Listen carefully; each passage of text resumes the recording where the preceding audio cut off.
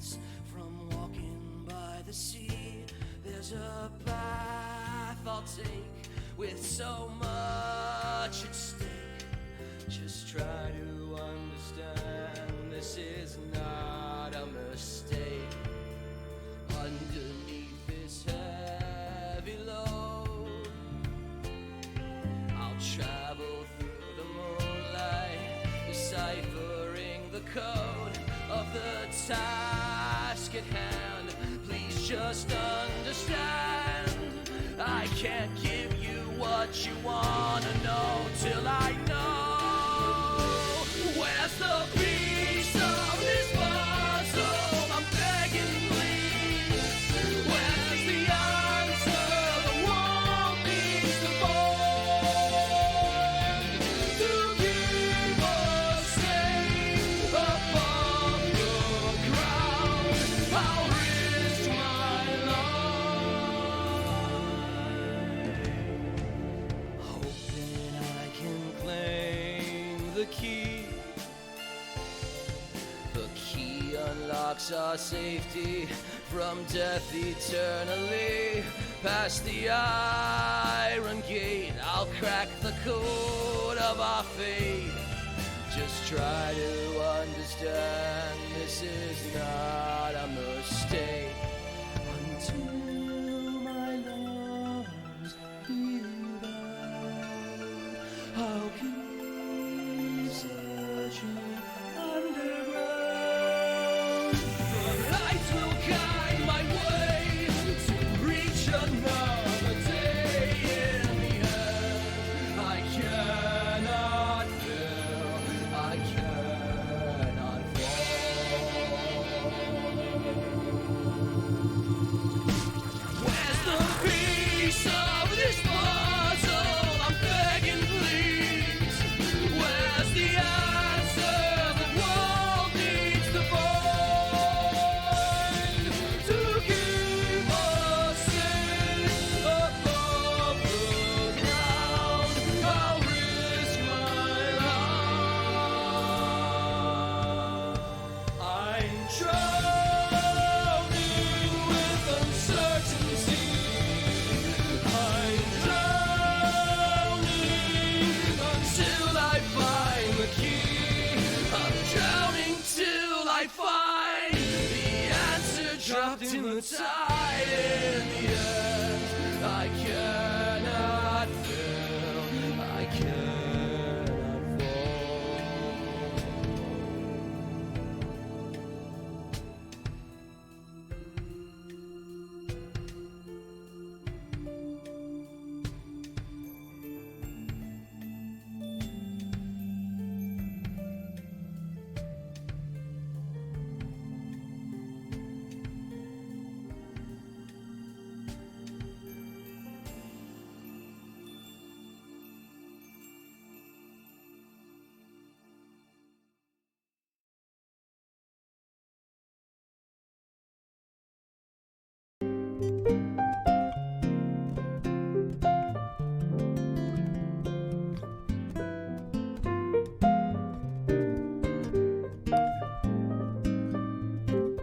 Hello everyone, my name is Notepad Add-on, and I usually write games for fun, but tonight we're gonna talk about a game I fucking despise. But I despise for all the right reasons, I believe. Yes, this is the final thing on YIIK. I'm technically streaming under the YIIK category, even though I technically shouldn't, but it's about YIIK, and it's about my experience with YIIK, and it's about me rewriting the fucking plot of YIIK, so bear with me on this. Hello. Welcome aboard. What is today's stream exactly? Well, as you can tell by my PowerPoint presentation here. How do I want to word this? YIIK is a bad game. When will 1.5 come out? I have genuinely no idea. They have stuff out for it. It's coming soon, but like what they're proposing to be doing with it, it's like that's pretty ambitious. But YIIK is an interesting duck. YIIK is an interesting game for a few reasons. And mostly because it's bad. Like, it's really bad. But I think it's bad for quite a few different reasons. And those various reasons really do impact how people view it. I went into YIIK with low expectations. Because I've read, watched all these videos. Yeah, I watched all these videos about how terrible of an person Alex is, how, the gameplay sucks and all that jazz. I've watched all these videos about, like, let's dissect, YIIK's plot or whatever. But here's the weird thing. I came into YIIK not liking any character, and I left actually feeling nothing for any character. And I feel that's an accomplishment, and that's something that really kind of stuck with me. Liking the ASMR tag. It's one of those odd things with YIIK. Do you not love it? Like, I went into it, with like, I hate these characters, these characters are annoying, but like after going through the entire thing, I realized something very interesting. Is that none of them are actually characters. These are not characters. I refuse to believe that. Like, none of them actually are. There is no arc between any character. None of them have one.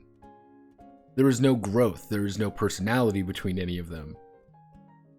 I genuinely do not know who Alex is as a person. I genuinely don't. Because every action he commits in the game makes complete logical sense, but he has absolutely no motivation to do anything at the same time. Alex never does anything. People get Alex to do things. Or something occurs and Alex needs to do things. No character meets naturally. All of them are come together by completely unnatural and bizarre reasons that partially it's explained like, oh, that's the reality and all that jazz.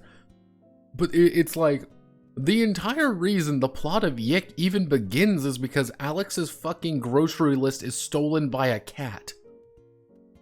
That's how the plot begins. There's no connection here. Alex, by all accounts, according to what we've been told about Alex up to the first 5 minutes of the game, is Alex is kind of lazy. In what world would he pursue that cat? Like, a fucking cat stole my grocery list, guess I'll go to the store anyway. No, like, it's like one of those weird things where the story of YIIK occurs not because there's a story to be told with characters. The story of YIIK is told simply because they wrote it that it does occur, which is a very different thing.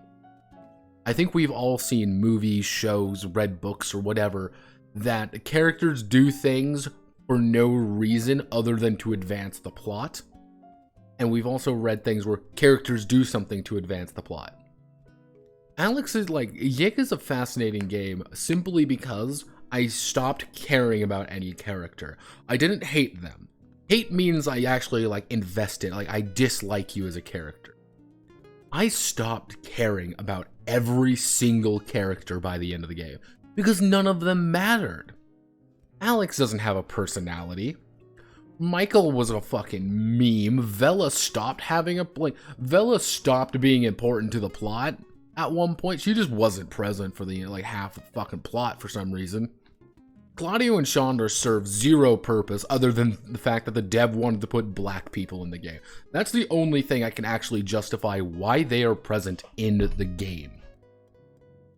It's not like any like grand and important reason of like, oh hey, Chandra and Claudio really contribute a lot to the narrative. No, they literally mean nothing because their entire introduction, the entire reason they are present, is simply because Michael never turned a record sleeve around. And nobody else did. Yet not caring is worse than hating the character outright. Exactly. Because if you hate someone, that means you're invested in disliking them. Like, it's like, I hated Alex. You know why? Because he was the main character, and I disliked him because he was a dick. But it was about chapter 3 with the, like... Remember Chandra didn't learn how to walk until she was 9? Yeah, it's like the writing is weird in it because it both makes zero sense if you read deeper into it, and it realizes it doesn't make any sense. So it kind of just hand wave like, oh, reality nonsense. That's not good writing. That's the quintessential thing you are not supposed to do in writing. Unless you lead up to it. Hey everybody. Oh god, I'm yicking out. Hi Dragon Bolt 03. Unfortunately, you're here for your first stream. Hi. God, I got 8 people watching me, fucking rant about YIIK. But one of the key things about YIIK is the characters don't mean anything. The plot is nonsensical. Because Chapter 1, Sammy goes missing. Okay, Chapter 2, we need to help Rory out because we want to find about the star people. Okay, Chapter 3, there's a star person in my house suddenly, and it wants me to find a record. The entirety of Chapter 3 is quite literally based on a single premise that Alex does not flip a record sleeve around. That is how the entire... Yeah, an invincible boss you cannot beat, but is also not particularly capable of killing you. Yeah, it's like, it's one of those things, like, again, Chapter 3 of YIIK is completely solved by flipping around the record sleeve and reading it. That's it. That is literally how you fix the entirety of Chapter 3. That is the longest chapter by far. Simply because you gotta go to every single location, there's a bunch of cutscenes where they have to explain the story for everybody. It's infuriating. And then it's like Chapter 4, like, oh, well, we're all together now. What do we do? Well, we gotta find the Essentia. Okay, what do we gotta do here? Well, we gotta get... Chapter 4 is really like... No, McDroll, no. Stop it. Spinning wheels and tragedy of error. Yeah, it's kind of like that, but I think like one of the major things about YIIK is, as I stated before, no character had, like, I had no interest in any character by the end. The most fascinating character to me over the entire story was Alex's fucking sister. That is the character I was most invested in. Because she was never mentioned, but she keeps getting, like, you never see her, but she's always mentioned. And then there was like that little bit at the end where you see, like, you see a girl who's like, and she's like, you know, they're gonna find out who you really are. I'm like, holy shit. That's really interesting. You know, like, he's maybe repressing something. That was the character I was most invested in. Was a character who got mentioned 12 times. 12 times Alex's sister was mentioned. 12. You can count. Like, it's bonkers. And even one time may have not even been it. Like, that's strange to me. So, what is this? What am I doing today? What do I have why did I make a PowerPoint presentation? Well, this is Notepad vs. YIIK. God, I hate this game. And I kind of wanted to, like, highlight a few things about what I mean.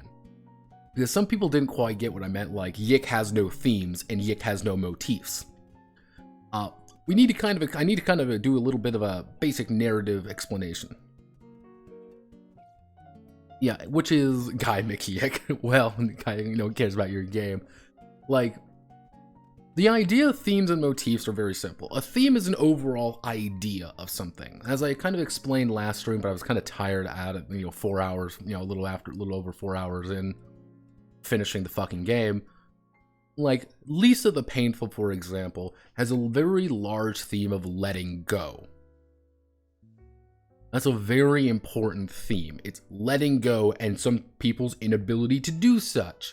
Is that every character who is holding on to something is unhappy, is fundamentally unhappy in some way. But the problem is, every character you encounter is holding on to something from their past. Which is something tragic, and the people who are looking toward the future are also kind of clinging to it. It's kind of that back and forth, and it's the giving up. And it's reinforced by a series of very important motifs. And what a motif is usually it's, audio, sometimes it's audio, sometimes it's visual, sometimes it's variations, even gameplay wise, you can actually make gameplay motifs, which is the idea of reinforcing a theme or something that constantly comes up to reinforce the theme in some way. You might hear the term animal motifs. When someone has an animal motif, is they are associated with an animal in some way. And it's like, oh, this person is always around dogs, and people compare them to a dog. And they have the bright, maybe the bright blonde hair, they kind of have this like do-good attitude. People compare them to like a golden retriever. That is a motif. We associate something with it, and we can clearly see, oh, that character is like a golden retriever because of the animal motifs. And there's also other ones, like in Inception, for example, that movie, time was a big motif. Time is always slowing down. Time is keep going. Do you think silent protagonist mode will improve the game or make it worse? Infinitely worse. Like, the only thing motif is the game, the music. We'll get to that in a second. We'll get to that. We'll get the music in a moment. But like, one of the big things with YIIK is YIIK doesn't have any major motifs, because its theme is, oh, Alex needs to realize that he's not the center of the world. That is not a theme in the game at all. At no point during the game is that ever really touched on, outside of moments where it's like, where it punches you in the face with it. Like, Alex, you're not the center of the world, but he still acts like he's the center of the world, and it's completely destroyed by the fact that he is the center of the world. He is the most important person in the entire universe. Yeah, and it's like, even with like things like silent protagonist mode, like Alex can't do that. Like, Alex has to speak because he is a character. Which is kind of another big thing I need to talk about, which is Alex is a character in a game. Like, you can think like Earthbound, for example. Ness doesn't speak at all in Earthbound. Like, Alex, Ness doesn't speak. There's like Chara, for example. Chara from fucking Undertale. Even Sunny from Amori. They do not speak the entire game. However, there's a lot of implication of personality, or it's mostly about you, the player, playing them. Which is something like in Amori, Sunny doesn't speak because people speak over him. He's automatically implied that he's a very quiet person, and we learn everything about him through other people telling us about him because he's so quiet.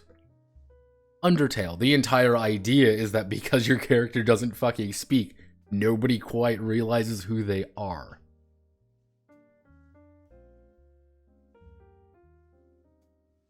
Yeah, no, Ness doesn't speak, but he did have an arc about going into his own mind to kill the concept of fear.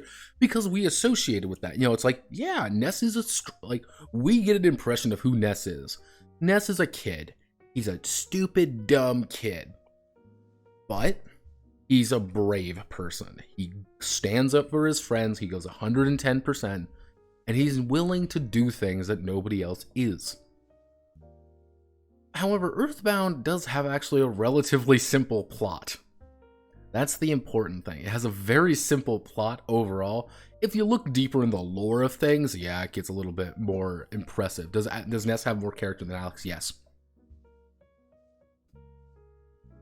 And you look deeper into it, it's like, this is the kind of plot that requires a protagonist who speaks. If Alex doesn't speak, things do not make sense in the game, because like everybody then has to imply I'm assuming what silent protagonist mode does is it is Alex's internal monologues and all the character. Yeah, I got more character than Alex. Yeah, pretty much. And it wouldn't work, but this is the goal of today's stream, is I want to attempt to rewrite, you could say, YIIK in a way. And what I mean by rewrite is I want to have a basic understanding of YIIK isn't bad. Here's the thing. I like some of the ideas YIIK puts down. It has some interesting concepts, interesting ideas, very broad ideas. I'm okay with that. Overall, the characters could be interesting.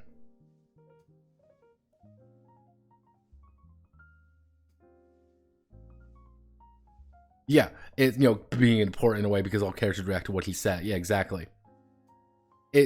I have no idea how the nobody cares about your dead sister plot works. I have zero idea how that would work in silent protagonist mode. But my goal here is I want to do the following.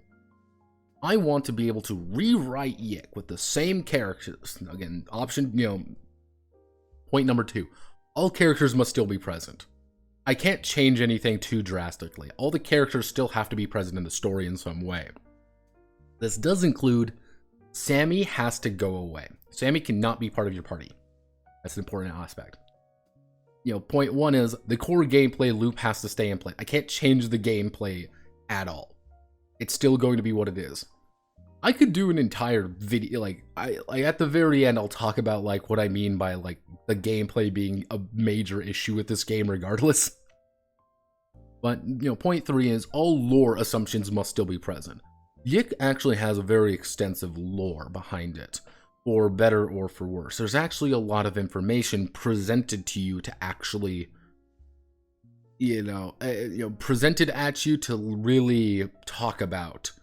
The gameplay is still shit. I'll get to that again at the very end. You have the idea of the soul survivors, different transdimensional storyline. And one of the big things is the idea of Alex being somewhat more important than he's letting on. That's one of the big concepts. And the concept of protos and proto-likes. I do not like Amori, but I do not here's the thing. I do not like Amori because the ending. The final quarter of Amori I disliked so much, it ruined the rest of the game for me. I hated the last bit of Amori. Hated it. I haven't finished it yet. You'll either like it or dislike it. There's a very particular scene that occurs, and if you like that scene, if you like that idea, it works. I did not like a very certain little plot twist in it. I thought it was kind of dumb, and it kind of put other things in the context that didn't work very well. Yeah, they do front load a lot of interesting stuff at you, and then it stops being interesting.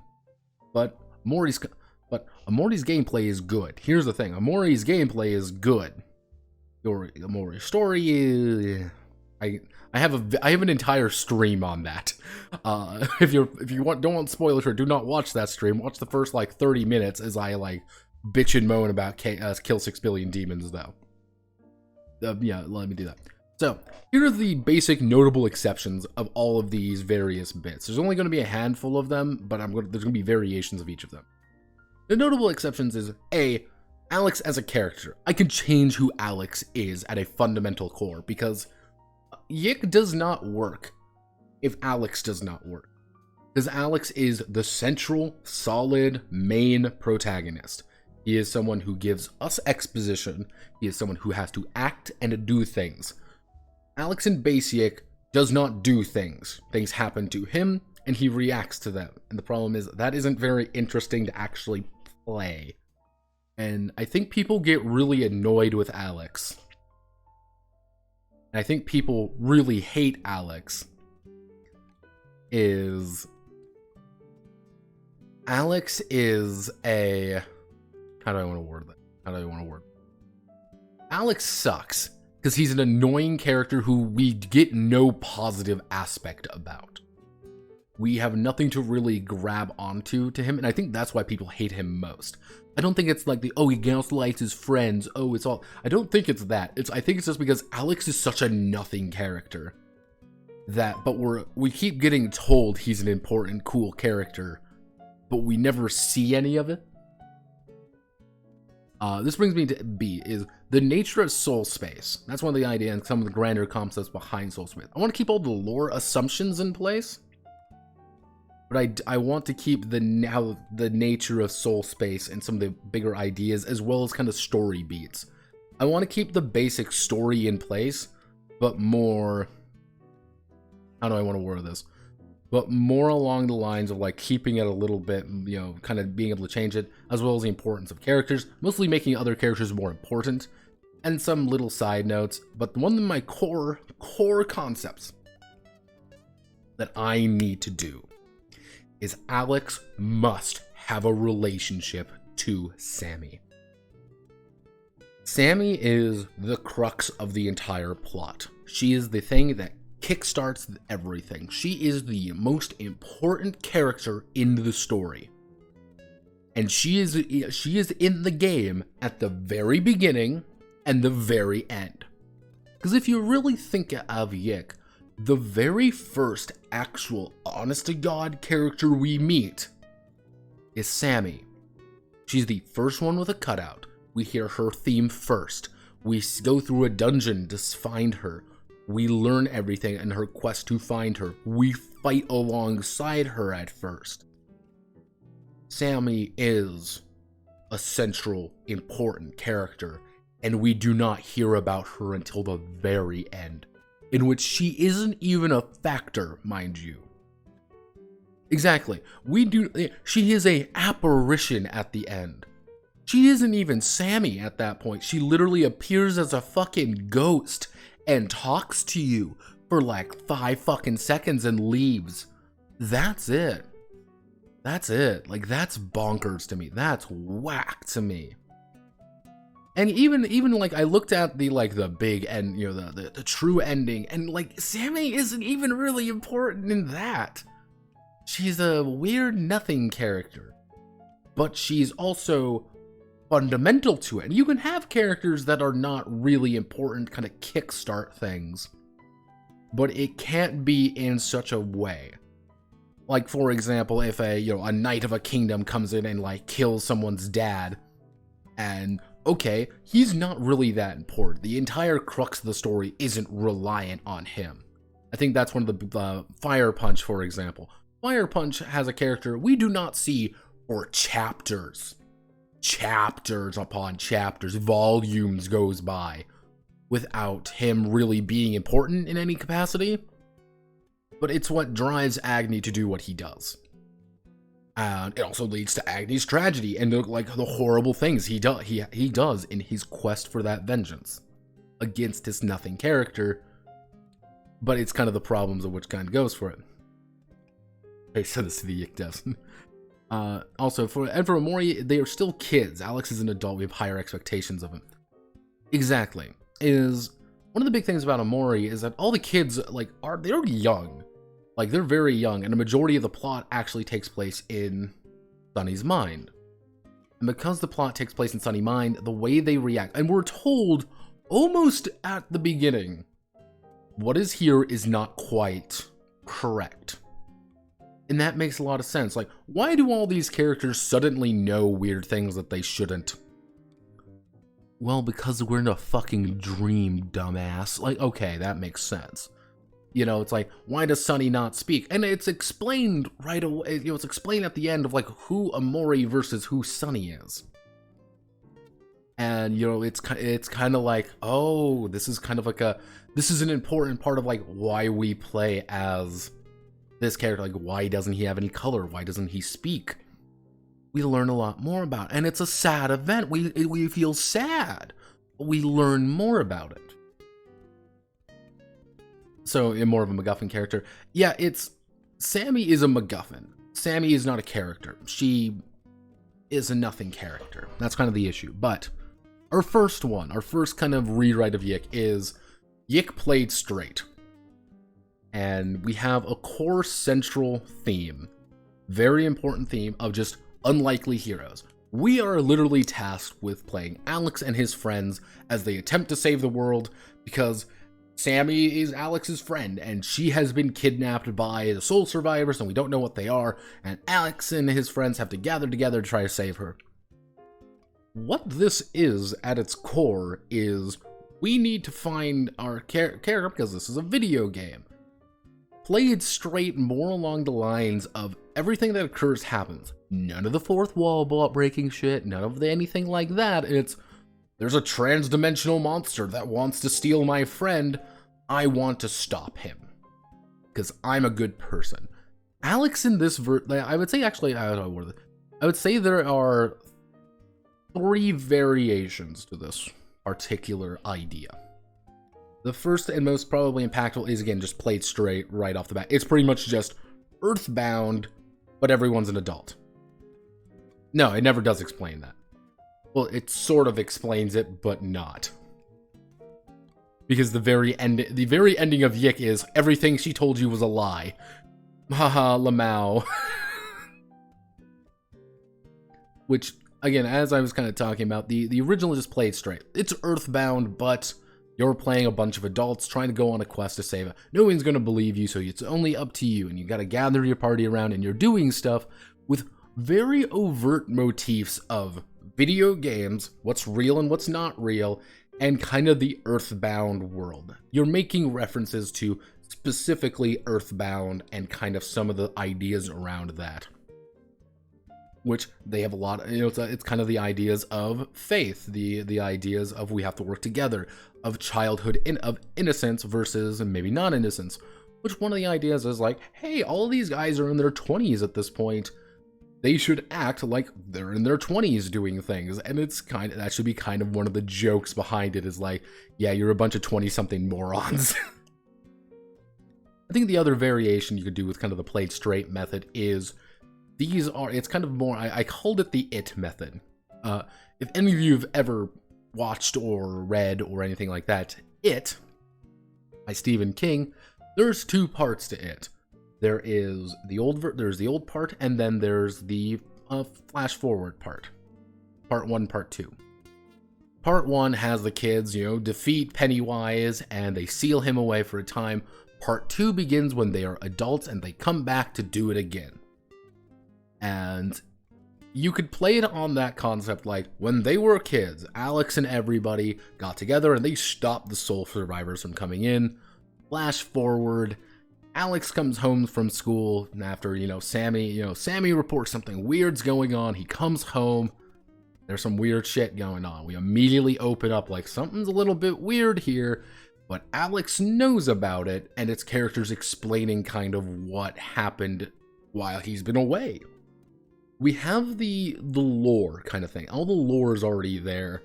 It's us learning things. Why is everything like an RPG? Because Alex is that way. Why does Alex talk to himself? Because he's this weird dreamer. He's the kind of person who's been perpetually stuck in his own head. And you can make that work. That's a fine character trait, especially in games like this, where you have kind of a lot of lore to really work with, which is just kind of playing on the idea of, hey, yeah, honestly, the plot of it, fixes this big time. It's kind of like the idea of, like, Alex is the kind of person who sticks in his own head a lot. He thinks.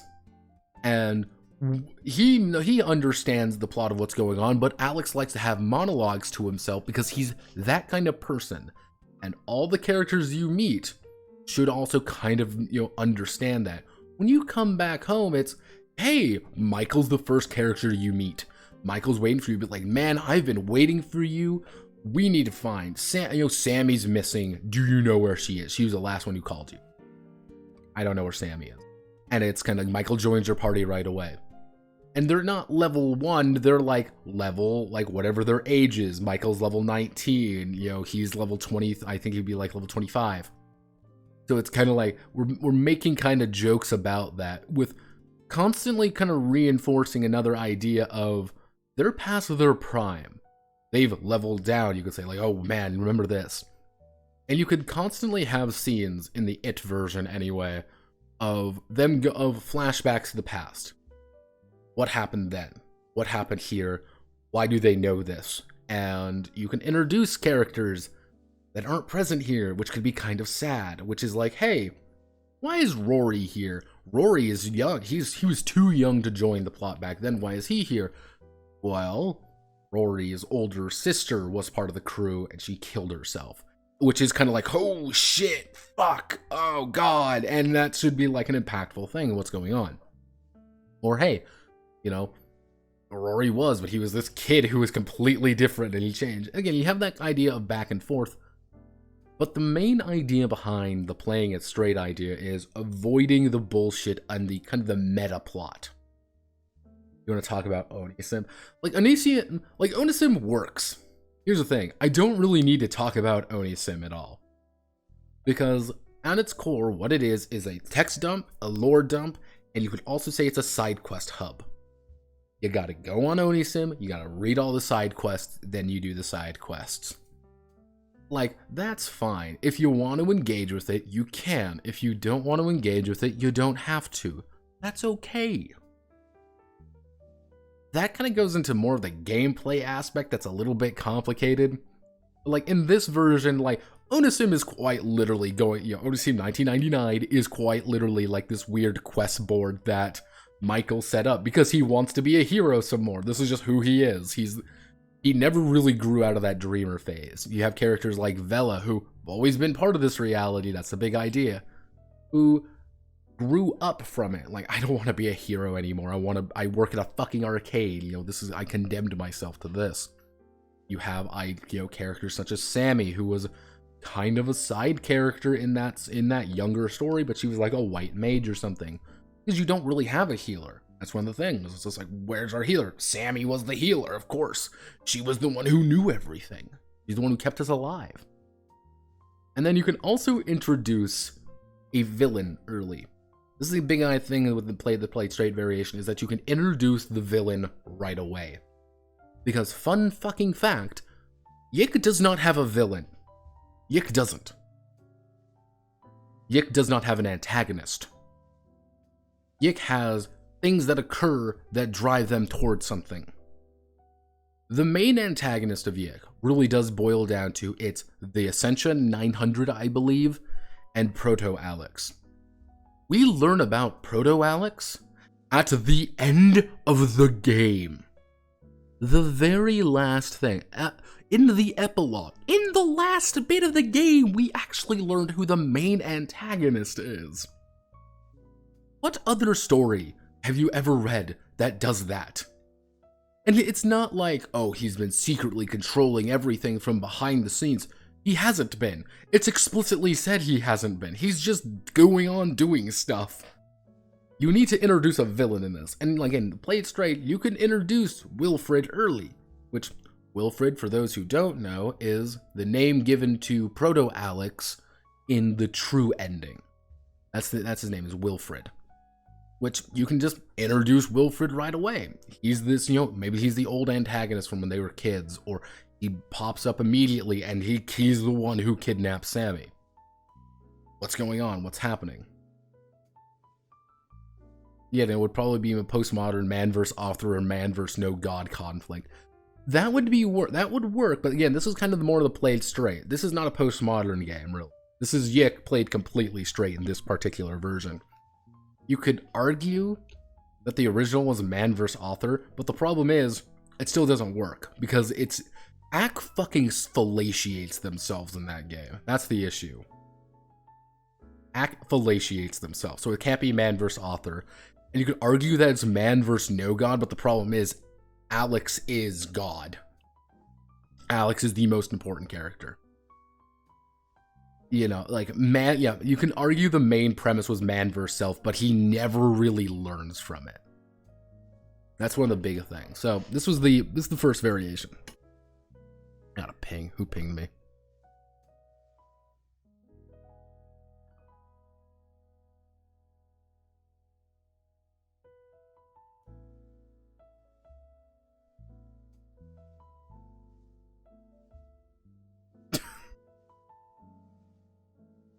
There we go. Upgraded.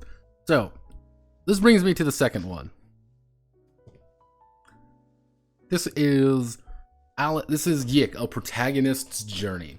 YIIK, but it's about Alex's journey to becoming a real protagonist of his own life. With a major overarching theme of you are the protagonist of your own life, with major motifs of leadership positions and followers kind of in this constant rotation.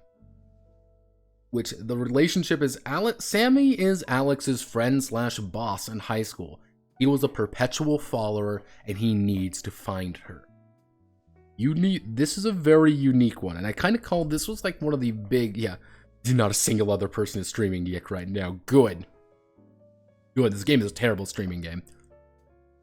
The protagonist's journey was the one that kind of first popped my eye. Like, that's kind of like what they were kind of going for at one point.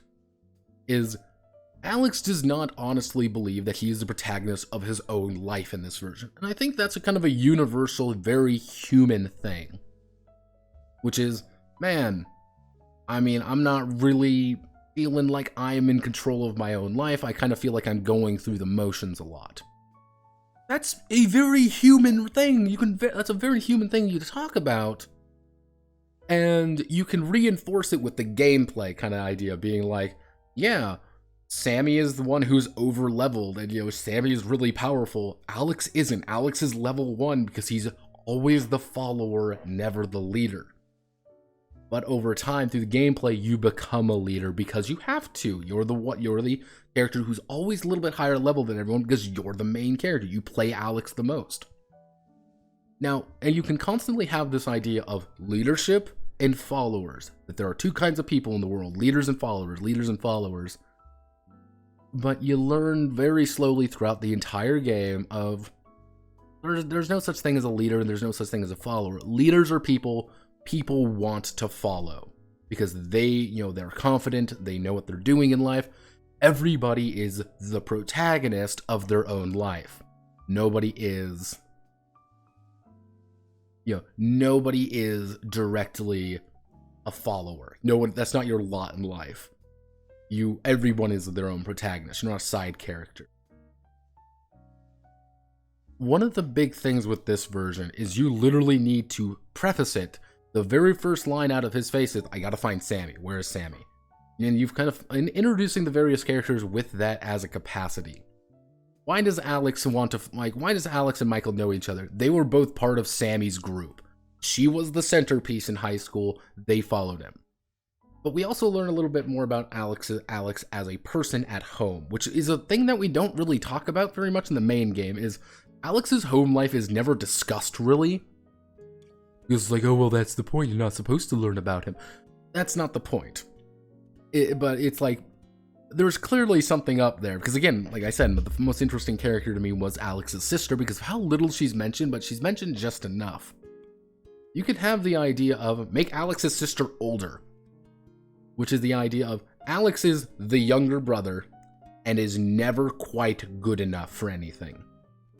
Mom and dad are, are fairly successful. He's their son. He's not Alex Eggleston. He's, Alex's mom doesn't even have a name. Alex, he's not Alex. It's kind of the idea of like, that's there. And it's the big thing is you're not, Alex is not Alex Eggleston. His sister doesn't even have a fucking name either. Like Christy, we'll call it Christy for example. It's Christy Eggleston's brother, Alex. Or, he's always the second person mentioned. He's never the primary. Everyone compares him to somebody else. Again, constantly doing leadership follower. He is a follower. People kind of regulate him to that position in life. And he's okay with it, but he's also a little bit frustrated by it. He's like, this sucks. I don't want to be a secondary character. But he still cares about Sammy. And the thing is, it's not like an antagonistic relationship. It's like Sammy is this, him and Sammy do not have an antagonistic relationship. He comes home from college to find her because that's his best friend. That's someone he actively cares about. He wants to pursue her. And you can reinforce this going throughout. Again, chapter 1, we establish what's going on. Sammy's been kidnapped by soul beings. Michael, we have to find her. Why do we have to find her? Because you have Onisim 1999, and she's my best friend. I need to find her. Like, she's our friend. And that's where you can kind of get other characters kind of introducing things where things go a little bit wrong. You can kind of play with the idea of leadership and followers. When you find Vela, for example, Vela is kind of like Kona going with the motion. She doesn't feel in place. Why? Because she's not from this reality. That's the kind of the idea you're playing with. She is not part of this world. That's why she doesn't really feel like she's a main character. And that's kind of a sad part for her. That's very, cry, very sad. Rory, for example. Rory has a very problematic issue, is that he's following in the footsteps of his sister. His sister was the really charismatic one, and everyone liked his sister, and she fucking kills herself. Which, this is like this horrible thing for Rory, because he's this constant follower, and over time, if you help him out, he learns to live for himself. He wants to live for himself. Which was kind of his revelation at the end, of being like, I want to help people going through these same issues. I want to take charge of my life. Which is very impactful. Chandra and, you have things like Chandra and Claudio, for example. Chandra and Claudio are useless characters in the main game. Completely useless. Non-factor characters. But they really should be. They should be kind of interesting, and you can, with this particular one, you can have the idea of like both of them are following their little brother who disappeared years ago, are kind of obsessed with it.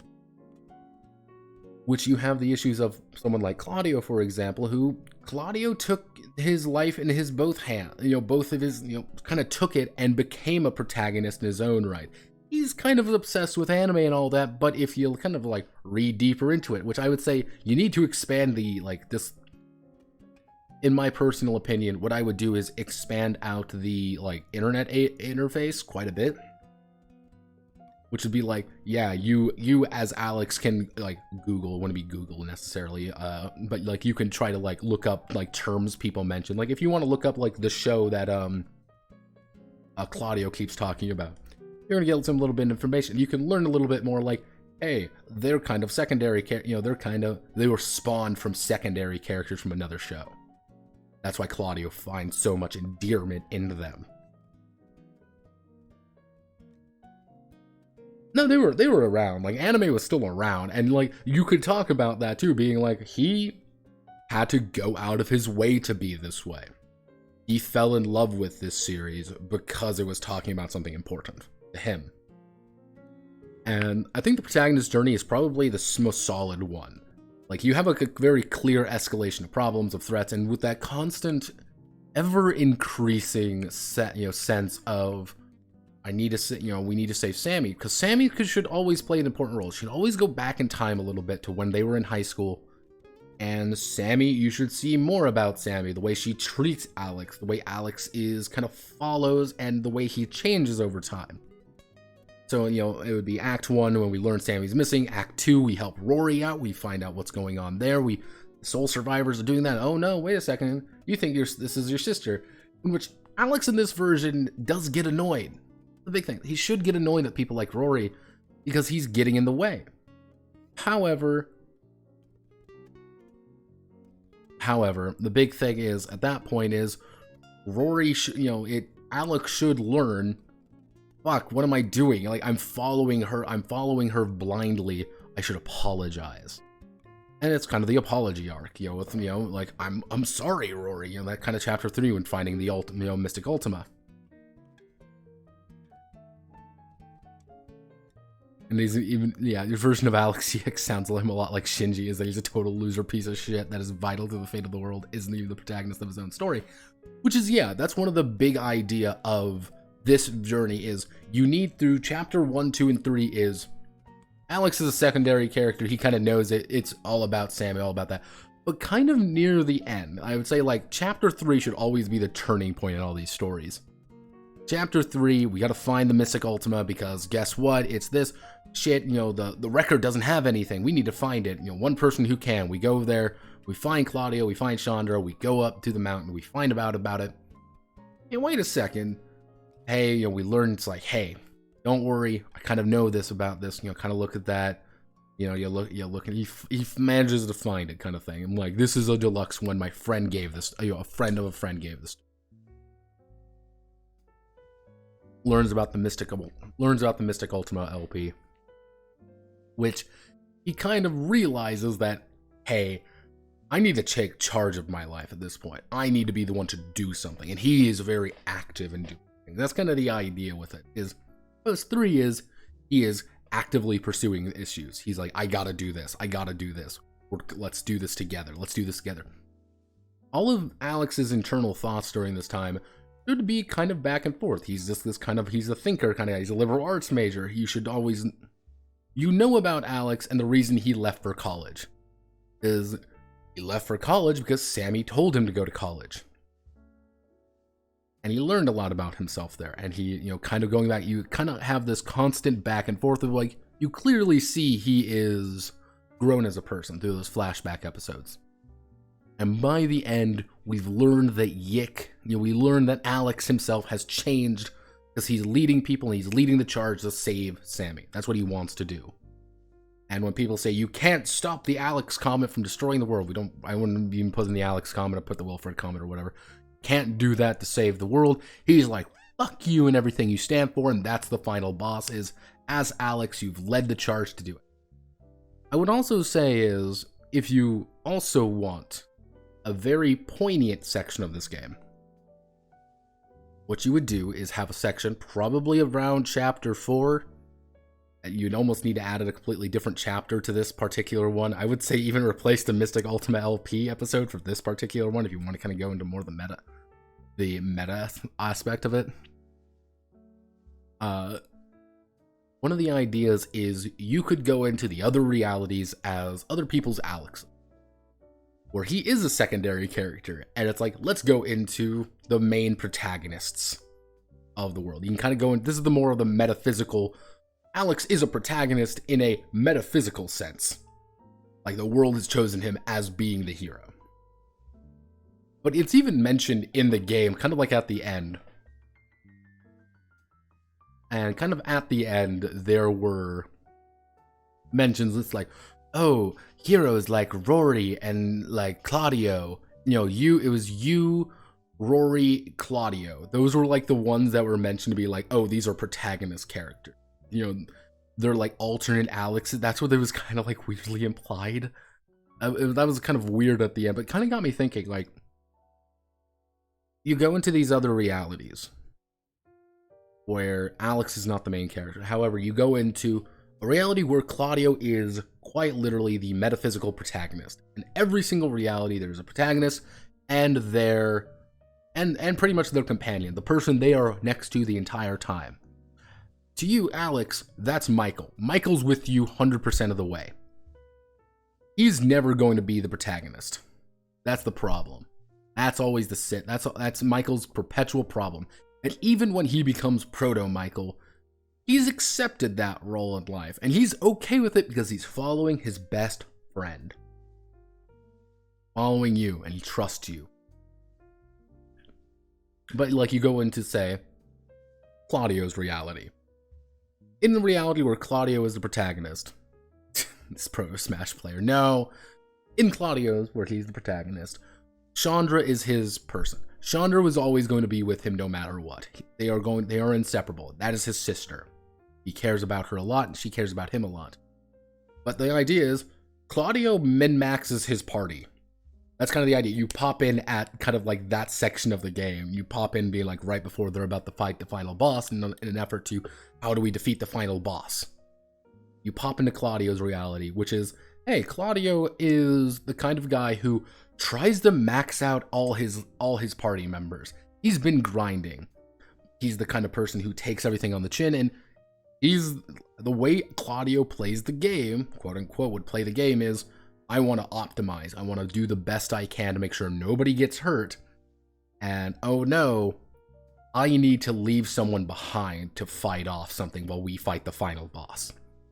And Alex, this version's Alex is like, I'll do it. I'll help you.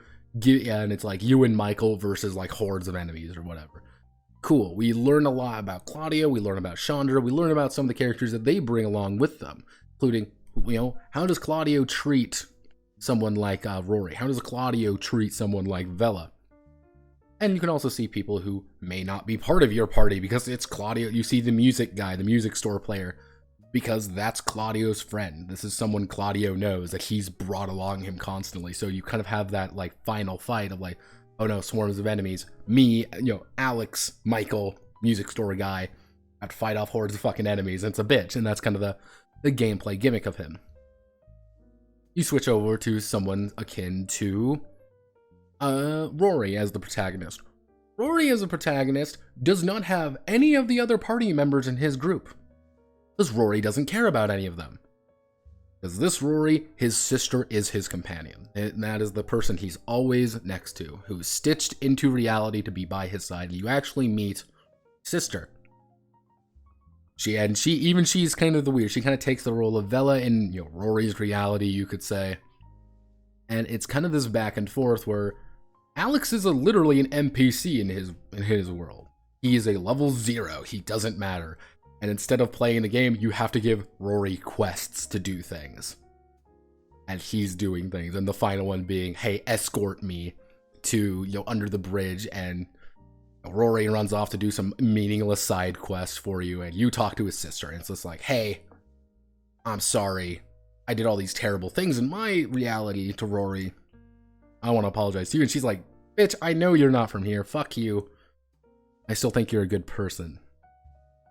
Switch over to the next one, which would be Vela as the main protagonist. Vela's stupid. Vela does not do anything. Vela is a solo player. She is level 99 to compare to everyone else's level 1.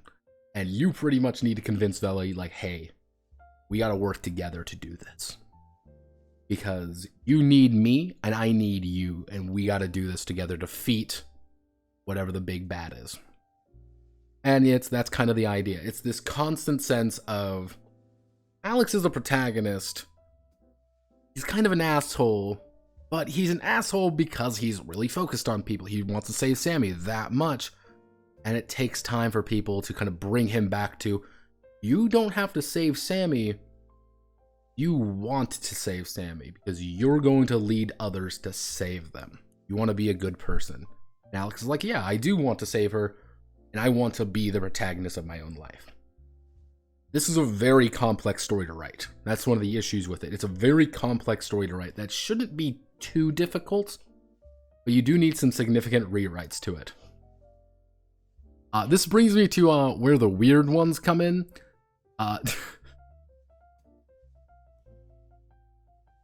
This is a YIIK, the psychological breakdown version. This is where we start deviating pretty hardcore. This is the entire idea that the entirety of YIIK is Alex having a complete mental degradation as he is forced to confront trauma through his coping mechanism. Alex is losing his shit. He is literally yicking out. The second he lands, we should be introduced to things that are weird. The biggest theme is you cannot hide from your problem. Alex is refusing to confront something. We do not know what it is. We never really learn till the very end what's really bothering Alex. And you have the constant motifs of it's madness, people are going insane, things are not real. Just general strangeness. Things are very uncomfortable and very surreal almost all the time. And a big thing is doubt. Everyone is doubt. Doubt is a major theme, should be a major motif throughout the entire thing. Which brings on to this Alex, psychological breakdown Alex's relationship to Sammy, which is Alex's super cope. Alex does genuinely believe Sammy is the chosen one who can save him. We don't know that. Maybe he's coping. Maybe this is just his way to just deal with this problem. So this is basically what's wrong with Alex YIIK to a degree. And it's kind of that idea of like, he thinks that, Sammy can save him from whatever this is. I would say there's about 3 variations to this particular one. The first one is, this is Alex's genuine story of a mental breakdown in which you do not get any of the other characters directly. However, these are they're pretty much just aspects of Alex that are tulpas, effectively, that Alex has kind of put together in his mind as he's confronting enemies on the field, but they're really not enemies. Because it's one of those things, like, you need to get across the idea very quickly that Alex coming home is not a good thing. That his mom and, his mom doesn't really want him to be there. His sister is very much like, I don't want to be home when Alex is around. Which is like, something happened here. And that's why when Alex gets home, his parents don't even greet him. You don't see his mom for a while because his mom wants to avoid him constantly. That should be like a reinforced theme. Like, Alex is alone. You have to constantly reinforce Alex is alone. He does not have anybody to lean on. Which, again, this first variation is quite literally, he's talking to himself. These are his delusions. Things like Panda, things like Sammy, things like all these other characters are people that he's kind of imagining up to help him fight off enemies that aren't real. He's not really fighting 4 giant rats and 2 smileys. He's just walking. It's just in his mind, because he's just that fractured. Which is the meaning that you have to, when you do start encountering, when Sammy does get kidnapped by the soul survivors, you have that immediate doubt that Alex is not seeing this correctly. Something is wrong. And during that first variation is like, is he literally just going completely delusional? Or is this real? Because it's always that kind of back and forth. It's doubt. Yeah, this is the biggest one that uses the mind dungeon, which is literally like you're trying to find something deep inside the recesses of your own mind, which I would say the 2 constant characters that you should always talk to. Anytime Alex talks to himself in his mind, it's him giving monologues, because he's not really talking to anybody, but he's having a dialogue with people. And I would say is, have a dialogue with Marlene the Crow and Wilfred. That he does imagine Wilfred as his kind of perpetual coping mechanism. And you should have these arguments break out between Panda, Marlene, Wilfred, and him of what to do. Which you realize is just him standing there having a mental breakdown. And that's kind of one of the biggest issues with this, is what he is seeing completely real, or is he just going insane? Which you can base the endings off of, yes, Alex is completely bonkers right now, and he needs severe help, and what happens because of it. Or, Alex is completely right, and reality is collapsing around him. He just is the only one who can see it, because he is at his complete despair event horizon. He is at the very precipice of despair and just giving up hope.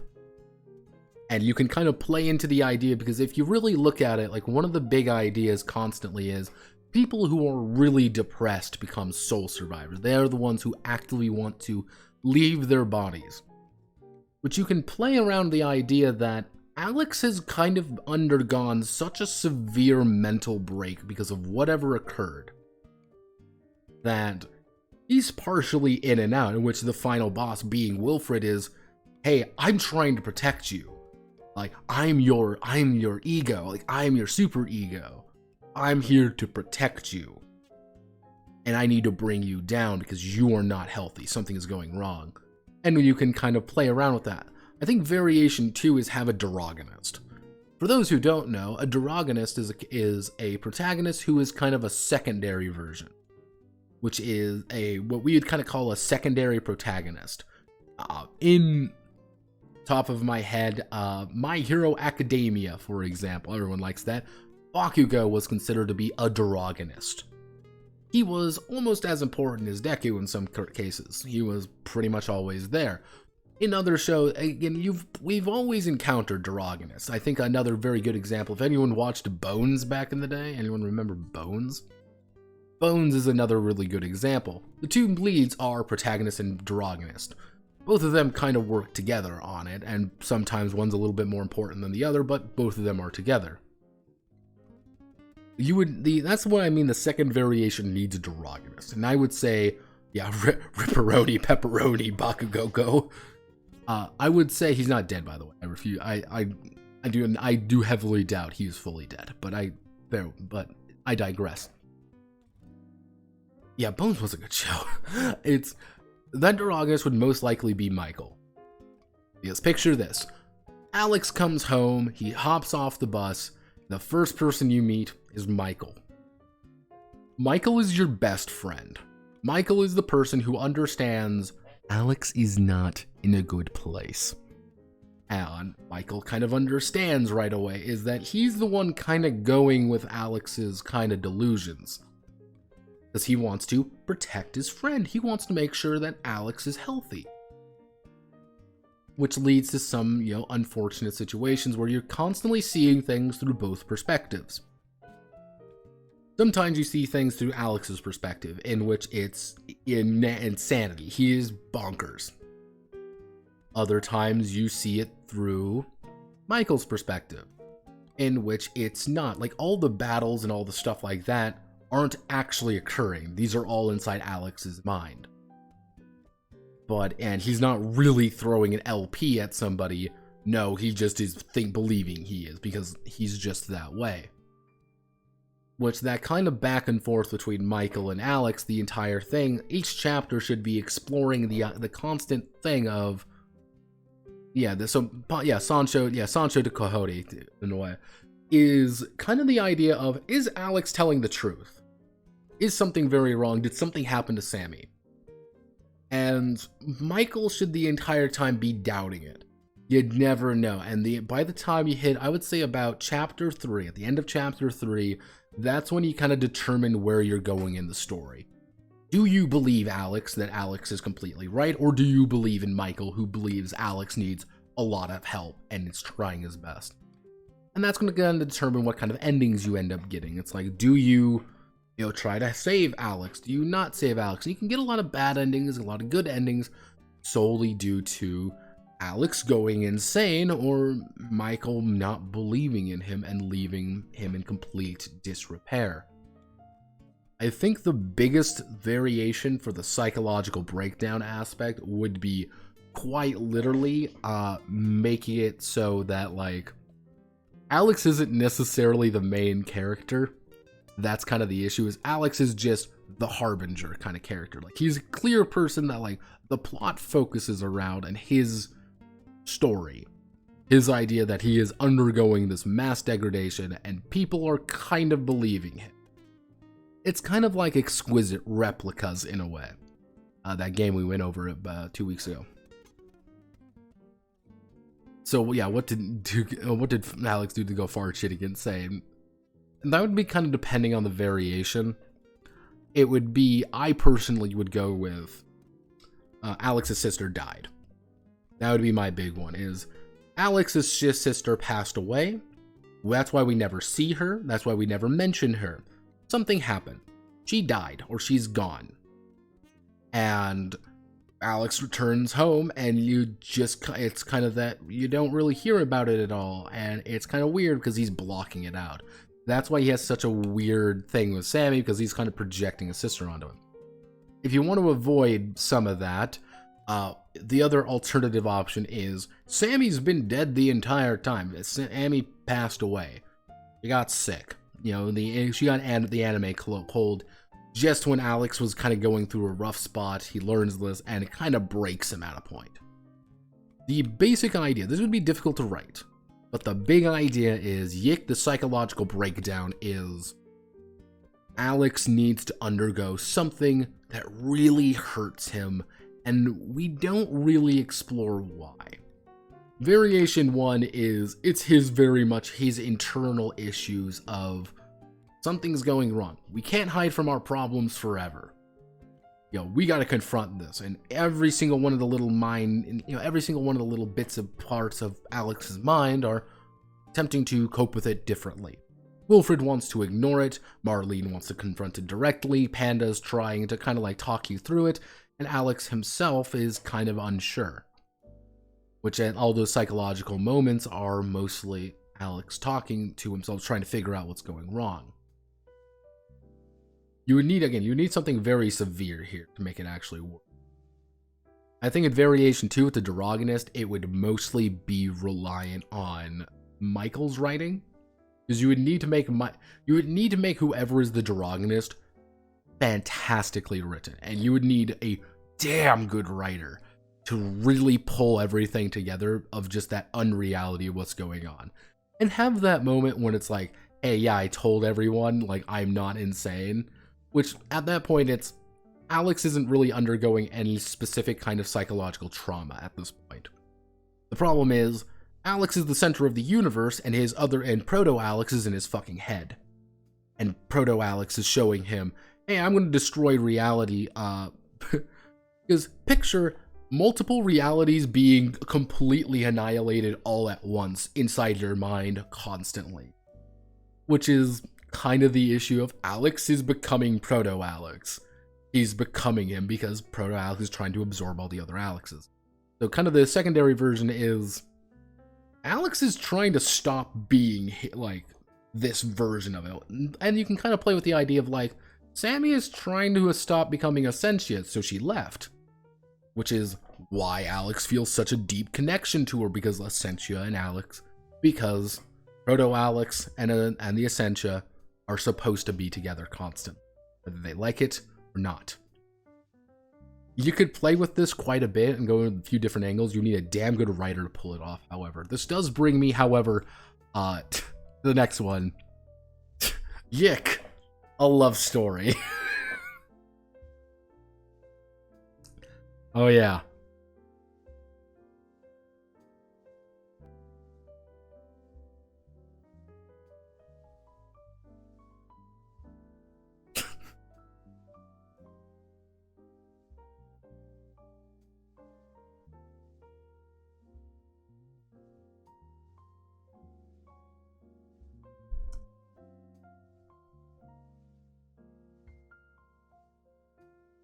I gotta give Ironside a special but yes, YIIK, a love story.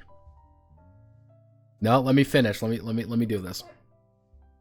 YIIK, but it's mostly about Alex and Vela's transdimensional love story, with the unfortunate consequences of such.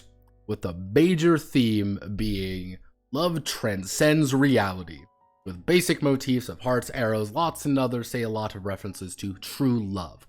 Because Alex does honestly believe in true love, which brings it to relationship is Sammy is Alex's true love.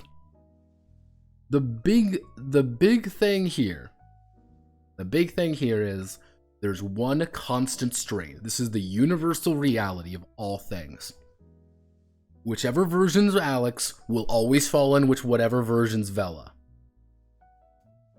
Again, so multi-dimensional. We already know that Sammy is Vela, Vela is Sammy. However, this is the problem. Whatever occurs here is that relationship is very passionate, is very good. Very good, very happy, and then it ends in tragedy. Something happens, and it goes disastrously wrong. So the story is pretty much Alex comes home, he rushes home, a few years prior before Alex goes to college, he has to break up with Sammy because he's going to college. Both of them kind of, it's not a breakup in like an aggressive way or a bad way, but more like our paths are going different direction. I still care about you, I still love you, and hopefully you still like me, but I'm going to college, I don't want you to be like shackled to me. And she being like, I understand exactly where you're coming from. Kiss, kiss, everyone leaves. Alex comes home again. It was April 4th, 1999, and the very first thing he asks is, "Where is Sammy?" Because that is the woman he loves. He is in love with Sammy. He always has been in love with Sammy. And he comes home because something happened. She's gone missing. He has to find her. Because that's the woman he cares about. That's who he's going to do. That's what he's going to do. And he discovers Sammy's been kidnapped by soul survivors. Oh no, this is such a terrible disaster. What's going on?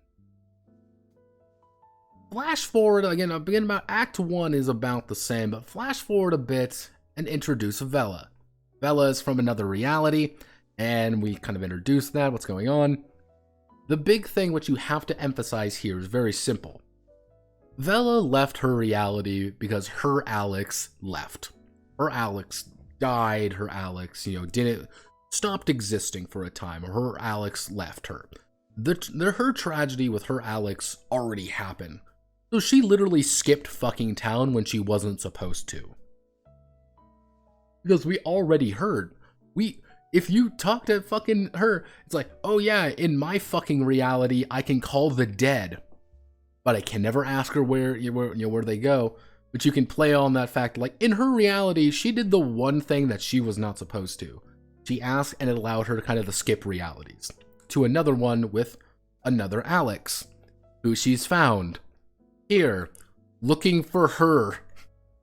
And that's kind of the you could say the inciting factor is Vela has appeared in this reality, thus opening the door for Wilfred, who is another version of Alex who lost his Vela/Sammy, to try to kidnap Sammy. So it's kind of that unfortunate set of, it's the unfortunate consequences of this idea, and Alex should feel conflicted. It sucks. He loves this one woman, but God, I haven't seen her in so long, and does she really love me? And then you have this girl who is clearly interested in me, and even Alex is clearly interested in her. But then you kind of, and like the big thing between all of these is you need to emphasize what kind of love is. Which is the idea of like Rory and his, with Rory and, with Rory and his sister. Deep familial love.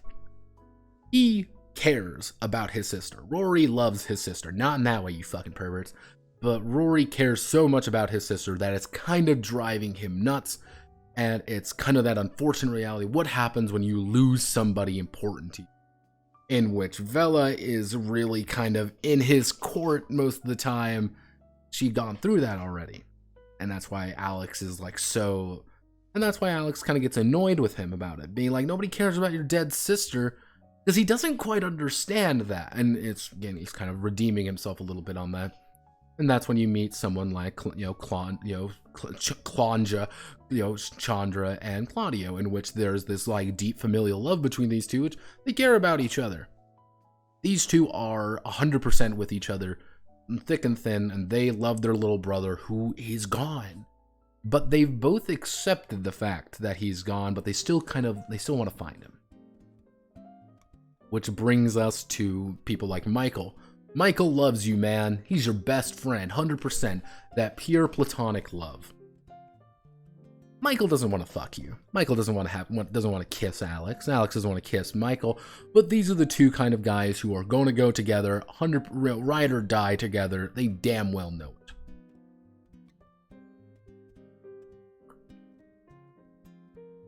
And it's kind of like, the end of Act 3 and kind of into Act 4. Alex needs to be confronted almost immediately by the fact of, he lost his Sammy because of Vela, but he also really likes Vela. And that's kind of where things start getting very complicated. It's YIIK, a love story, because Alex is stuck. It's not necessarily a love triangle, because it's the same woman, technically. It's just Alex suffering with what it is. And, kind of by the end of it all, by the end of the story, you confront Wilfred, you save Sammy, and Vela's kind of accepted her lot, which is say, hey, I gotta return to my reality. I have accepted the loss of my Alex. I hope you two have a wonderful life together, because you two can, you two have broken the curse, effectively. That's all realities or whatever. You've kind of you two have gotten together and have stayed together. Everyone kisses and everyone's happy. Very sad, very uplifting and blah, blah, blah. You can do a couple different different variations on it, but that's kind of the core idea. What schizophrenic personality of his GF he likes more, pretty much. Then we have, YIIK, but growing up as a bitch. This is more of a committed understanding of what I believe the main game was talking about. What the main game really wanted to emphasize but never really could. Which is YIIK, but a story of a guy finally realizing he has to be an adult and shake off his past. Which is the major theme is growing up sucks, but it's better than living in the past. Which one of the big ideas with this version, with the major motifs, are the ideas of family, time, clocks, and Alex. Not necessarily as like Alex thinks he's the center of the world, but kind of playing on some of the ideas from protagonist journey. Alex is kind of trying to stop being Alex because he doesn't want to be who he is, but he's stuck being who he is. It's the, you kind of come home and the first character you meet is your mom, and she's an overbearing bitch to Alex because she's not as good as his sister. His dad's this super successful person. Why can't you be more like your dad? Why can't you be more like your sister? Please do something useful. And we immediately feel bad for the guy a little bit, and that's something you should really talk about, because Sammy is his anchor to the past, but it's also his inability to let go of it. Which, when Sammy gets kidnapped, it's kind of a problem for him, because he's like, I gotta save Sammy because she's my friend, she's someone I care about.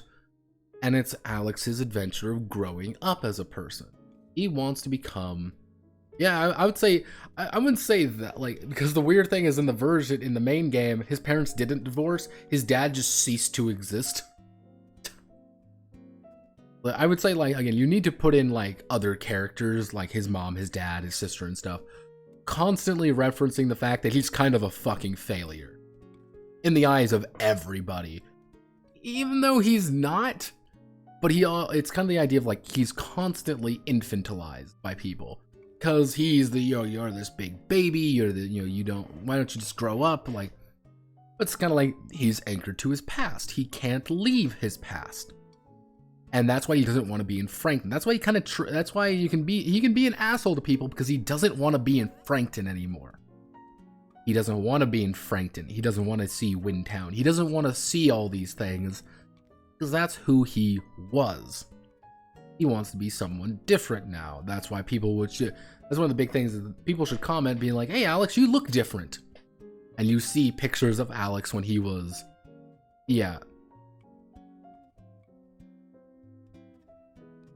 I would say this version would be the most, but is Alex the high middle class idiot. This is probably the most, a blatant version of that. And the thing is, he should feel very disconnected from people. I would even make him he's very rich to people. And it's kind of the idea of you got a shit ton of money and your parents kind of baby you a little bit. But it's also man, why can't you be good like your sister? Why are you the worst version of this? So we're all your problems we've solved with throwing money at it. Instead of letting you experience it or grow up. But we're still it's one of those things we're still going to constantly tell you you're the you don't know what you're doing, you should grow up, but we're not letting you grow up. Which is one of the big things is he should really learn hey, I was actually happy in college because I didn't have to deal with all this shit. And that's when Chandra is were you happy because you were just drinking, ha ha ha. He's no, I was happy because I wasn't here. And he should be a dick. This was the big thing here. He should be aloof and a dick. Because Alex doesn't want to be here in this version. Again, family, time, clocks is constantly moving forward. And he spends almost an entire year back in his hometown. And he hates every second of it. But he learns to appreciate it by the end a little bit, as the end of days rapidly approaches. But it's kind of the idea that final bit is do you accept Frankton and who you are, or do you kind of reject it as you go to the city with your friends to stop the Alex comet? And it's growing up should be a bitch, and he's growing up, but it's kind of how does he kind of mature? And how do we reflect that maturity? Which you can go down the angle of Alex matured in just a completely hateful way. He has been broken down by where he's from, his parents, and everything about it, and he hates them. And kind of at the end, he's not fighting necessarily for Frankton, for my friends, or for my family, or whatever. He's saying, I'm fighting for me. Because I've never really had a chance to do it. And that's what being an adult is about, is, you know, fighting for myself. Or you have things more along the lines of, like, I'm fighting for everybody. This is more of a character study scenario more than anything, is how do you do, you know, what kind of person is Alex, of the person who is not allowed to grow up because of his parents, because of his own personality, because of people around him. Alex was never allowed to be an adult. How does this person function in society? How does this person really act like a real human being in the world? And the answer is, he doesn't act very well. He's a fucking stupid moron, but he is always pushing forward, kind of thing. You can't stop growing up. And he's at that weird part. I'd actually make Alex a little bit younger. I'd make him like 23, like 22, 23, instead of 25, 26 he's at. Just being like, yeah, he's just graduated college, he's just come home, and he's not what he should be, kind of thing. Like, you aren't what you are. I think this was like the simplest one to write, because I think this is what they wanted to do. They just added all the meta elements. Because if you really notice, a lot of these, only one that's like, we gotta add the meta elements is the psychological breakdown aspect, and the love story slightly, as well as bits and pieces of the protagonist's journey. But like, kind of the meta elements of YIIK kind of bring down the entire narrative, simply because it's Lamau, it is a video game, ha ha ha ha ha, isn't it funny? And that kind of makes the story, what they're trying to tell, a little bit wonkier. Because you can make the stories lighter, you can make stories heavier. This one, like, they're trying to take their cake and eat it too. Poorly. And then everyone dies a little bit on the inside. It's painful to listen to YIIK. Also, here are some, this is the final one. This is the final major one. It's just poor man's Morbius, yeah. Speaking about that, YIIK, but it's The Room.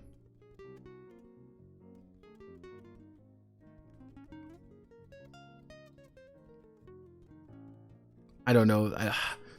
Apparently, the big thing with YIIK is that there was quite a bit of, like, developer personal. Because if you remember going through the credits, it was pretty much the two brothers who did almost everything for the game. Writing, dungeon creation, everything. I think that was a major deal for them. Was, oh, look at this major thing, it's very personal to them. YIIK was a very personal game to them. And I think they wanted to try to share that. And if you really think about it, a lot of other games in the same genre did something. But Notepad, this version is pretty much the actual game, at least in the 2. Likes 2, I'm 80% sure. I'll get to this one in a second. I think one of the big things with YIIK, and it's kind of its characters and it's like the meta elements behind it, was that it was supposed to also mimic what other games were doing at the time. Because if you really look at like one of the big games, which was Undertale has you put your name in. That's like the first thing you do, you put your name in. Who are you? You aren't actually that character. I don't believe you aren't actually that character. Like, Kara is supposed to be the one that killed everybody, but if you play, but you're playing, God, I don't even know, Frisk? I think that's their name, is Frisk. You play Frisk for the entire game, and Kara, or whoever your name is, was the actual bad one who died, quote unquote, but turned them into, a Flowey, I believe. I don't remember Undertale lore, and I don't think anybody else does either. And so I think there was a little bit of an obligation standpoint, because I can always, for a majority of the decisions in YIIK, you can always go back and forth with, you can always go back and forth with the idea of, is this deliberate? Like, is this like a deliberate like thing you're doing, or is it just incompetence and you're an idiot? That's kind of like one of the hard bits. But this version is YIIK, but it's The Room. The idea, though, is that it's a purposely bad game. Let's just see how terrible the industry can create things. That's the joke. This is the important distinction, though, with the standard YIIK. And the basic theme is making video games hard. With kind of motifs of just general silliness. It's jokey, it's kind of glitchy, but the glitches are on purpose kind of thing. Some of the silly, and there's a lot of sillies in it. It's a jokey game. Which leads to the relationship being, the joke being, that Sammy is such a non-entity that Alex doesn't even know who she is for half the game.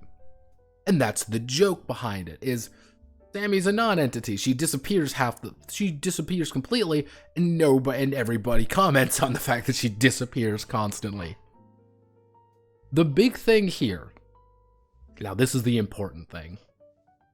The Room was funny. The Room is a great fucking movie because there was an earnestness behind everything. Every single scene in The Room was filmed with complete earnest intent. Give me 1 second. Do I have a bottle? I did not, oh hi Mark. Like that.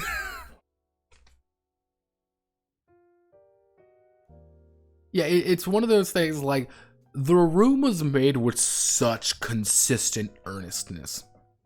And it's shot well. Like, here's the weird thing with The Room, is that it's shot well. Is that you have the most expensive shit available because Tommy Wiseau is a fucking weird. I did not. Oh, hey, Mark. There's like this perpetual sense of endearing quality to it. It's not a good movie because all the actors are bad, the dialogue is stiff. But the big thing with it is that it's so bad it's great because it's honest with itself. It's exactly what it set out to do. It thought it was going to be this amazing thing, and it just kind of wasn't. Which kind of brings to this idea, which is you're purposely going out of your way to make a bad game. Kind of this weird nonsense story that you need to this is a hard thing to do, by the way. You need to consistently make sure that everything works great. But it's kind of along the lines of like, the plot is like, everybody takes the plot deadly serious. It's like, yes, this is complete, and it's just make it weird. And make it strange, and it's kind of funny in a way, and the way people are, and this thing is like, you see bits and pieces of it throughout, and it's the delivery, which is, I believe, is the most important thing.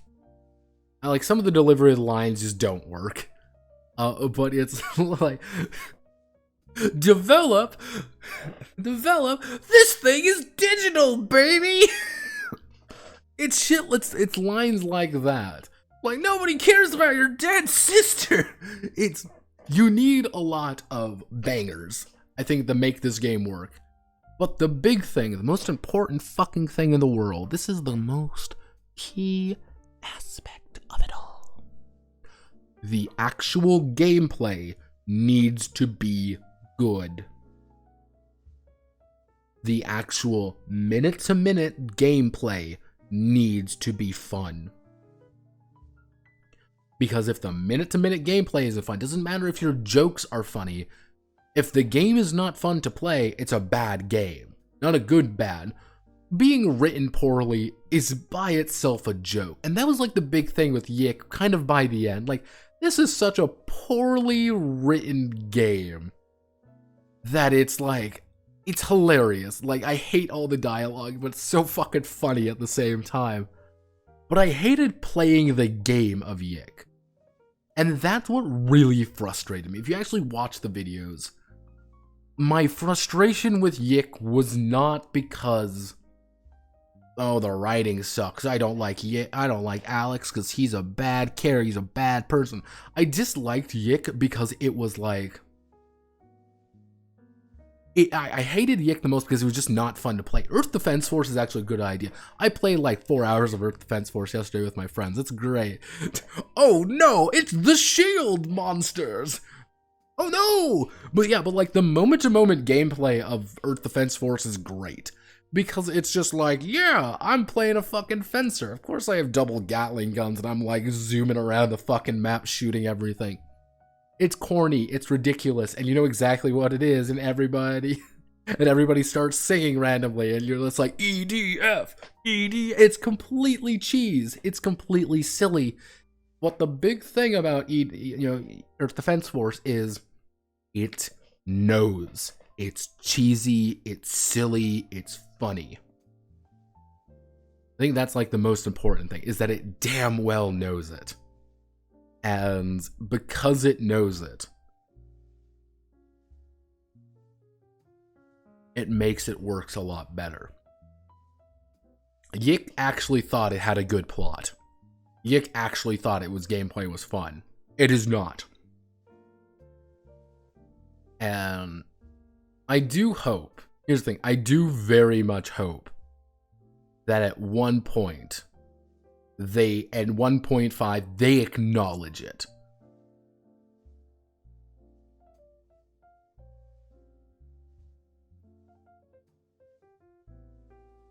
Instead of the EDFT points, I want to go home.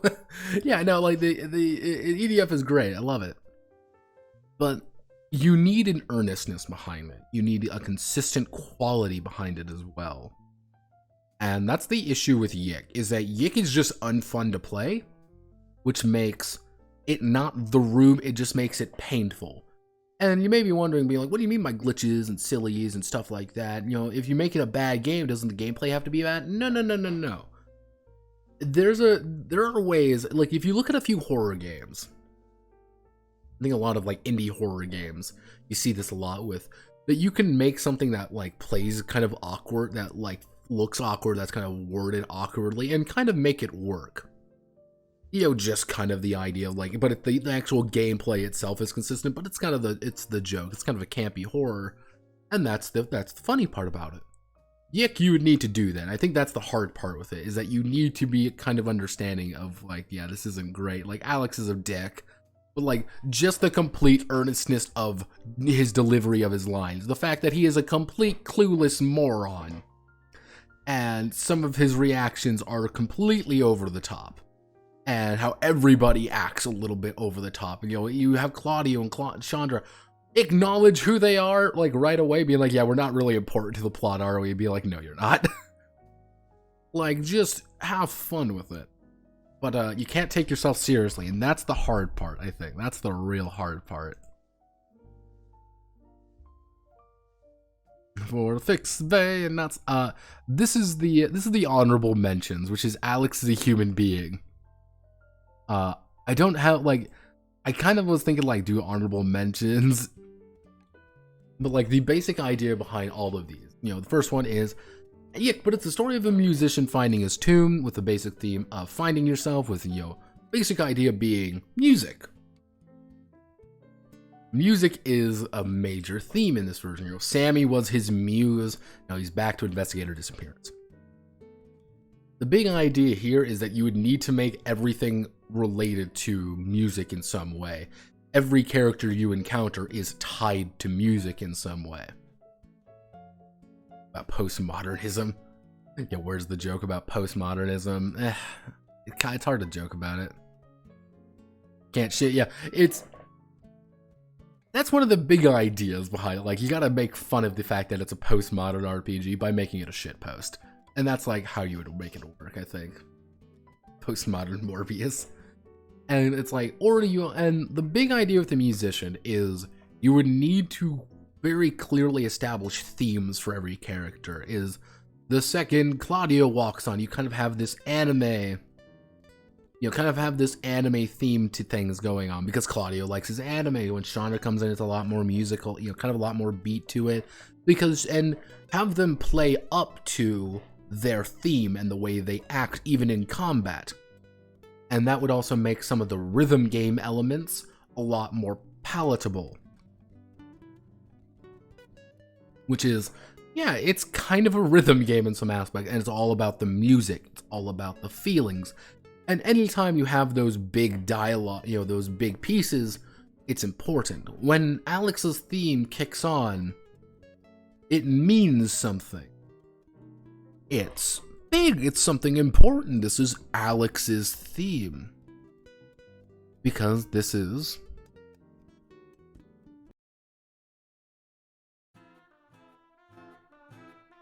it's his theme. You hear it, like...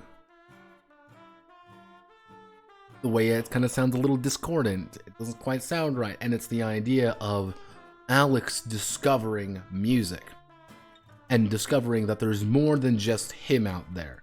It's about finding himself. You can actually even have characters like the Man on the Mountain be an important role in the story. Very important role. As it pretty much allows you, the character, it allows Alex to say, I like this music. And you can expand your gameplay options, because at first, like, you only get a certain collection of records and stuff like that to really throw at your enemy. But later on, it's like, well, I can now look at all the metal albums, I can now look at all the country albums, and all of them do different things, and that's how you kind of outfit Alex combat-wise, is like, hey, I have all these cool new albums to look at, and you're learning more about yourself and how you play. Even down to things like, Vela is a musician. Give Rory a musician. Make him musical in some way. I would say, Michael... it's like, the two central characters really do boil down to Alex and Vela. Those are the two most important characters in your party. Give everybody else, though, some musical background. Even Chandra and Claudio have a musical background, simply due to working at a record store. Michael, you could probably give the idea, like, Michael's a country. That's his theming. And you may be like, why is Michael's country, theming countries? Because he's representative of Frankton. That's who he is. He's the perfect representation of Frankton. While Rory deals more with kind of like metal music and kind of that heavier emo stuff. But that's kind of the thing with him, is that, like, Rory's theme swells over time. He's like, I'm growing out of it, Michael's is a lot more, a little bit jazzy, a little bit quiet. And that's when you introduce people like Essentia, who is like, yeah, here's the Essentia. She has this, like, electronic dubstep, effectively, completely different from everybody else's. It throws everybody off. And it's like, oh, okay. It's a fun little bit of musical storytelling. And effectively making that the game. It's a concept album with a game attached to it. That would need to be the big idea behind this one, is you need a bunch of very talented artists, which they did have, and make it that. And, the final fight against, things like Proto-Alex against, the Alex Comet are musical in nature. It's a fucking song and dance number, effectively, as you try to fight these guys. But that brings me to my second one. It's YIIK, but it's the story of an amateur game studio trying to make their first game.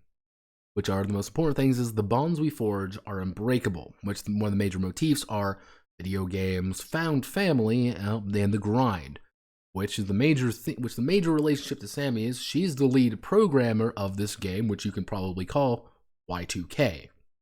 And a project Alex was a part of, or at least like a musician for. Kind of not like central to it. You can't make it central, but like an important part of it. This version's a little bit weirder because the entire concept is we need to find the person who is doing our game, which is weird because, hey, isn't this the plot of our game that's occurring? And then why, like, Sammy has disappeared by the thing that we started our entire... This entire game is built on the idea of, like, Sammy's building this game, and now her characters have kidnapped her. What the fuck is going on? We need to save her. And being that kind of the idea, which is, Rory is kind of like the programmer that was kind of brought on last second, but he stopped working on things. Claudio and Chandra are kind of working on it in kind of their own way. But it's just this big idea of constantly building toward, we're making a game that doesn't exist yet. And the very end, when our release date is Y2K, January 1st, 2000 is when we're going to release our game Y2K, and that's when the end of the world happens, because we released our game. In which you can have Vela comment on the fact being like, yeah, you guys did release your game in another reality, and it fucking destroyed it. Like, what are you doing? I mean, like, I don't know, what is Sammy doing? What's the dog doing? I think the big one is YIIK, but it's a massive shit post about the modern game industry. This is mostly a joke about the developer. The developer famously said that gamers hate storytelling. Gamers hate video games are not art. That's one of the big ones. I feel this is the Daikatana moment. Yeah, this would be the Daikatana one. This is I kind of talked about this a little bit, and that's actually why this one kind of got brought up. Which is, the entire idea is Sammy is a game designer and needing Alex and in turns everybody else's help to finish her magnum opus indie game nightmare. Which the issue is that the world does not want her to finish it. And thus she's been kidnapped, and it's up to you all to find her. The thing with here is that you need to be a veteran game developer to really pull this off well. You need a lot of games under your belt. You need a lot of storytelling under your belt to be like, this is a shit post about how like the games industry in general, using kind of the late 90s boom of video games as a kind of as a springboard of like more of the modern stuff. Like, because in 1999 we were seeing a renaissance in games because it was so much easier to get a hold of games at that point. You know, things were becoming a lot more available to people. When did the PS2 come out?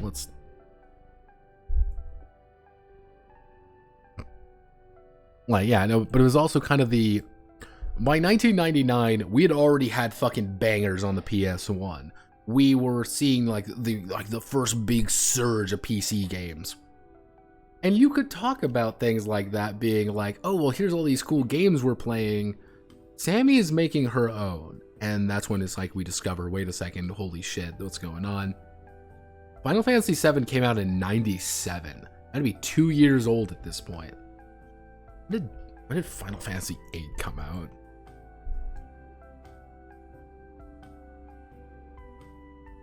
Yeah, Final Fantasy VIII would be coming out effectively.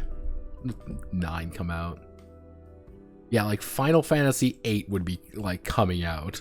That's kind of like how far along it would have been. But like, that's one of the big ideas behind this, is like, the games industry does not want you to finish, does not like big story games, but they like darlings. That's the idea. They like indie darlings, and Sammy is not one of them.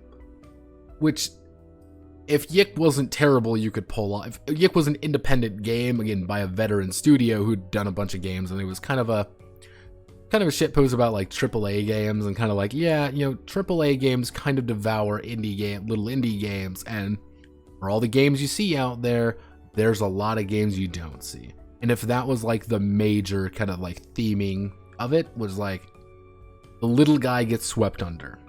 And it's like, oh, that's yeah, you can make it a kind of a jokey. You can make it go more jokey, or you can make it a little bit more grounded. However, the big YIIK problem of it all is fundamentally, if you literally encountered all of these, first thing I do is actually address who Alex is. Because in YIIK Classic, Alex has no character. He doesn't really have any personality, he doesn't really have any drive, he doesn't really even have purpose. And that's a major issue with everyone, arguably. Nobody really has much personality outside of maybe like one or two like character quirks. Oh yeah, Alex is this. Michael is the camera guy. Claudio is anime man, but it's like at a certain point Claudio stops having character. He stops existing. Chandra stops existing. Michael stops existing, even when he becomes Proto-Michael. It's like, that's like, oh wow, I've come to understand all my selves and all my realities. But then it's like, it just stops applying at that point. Oh my god, Lois, it's Alex, YIIK!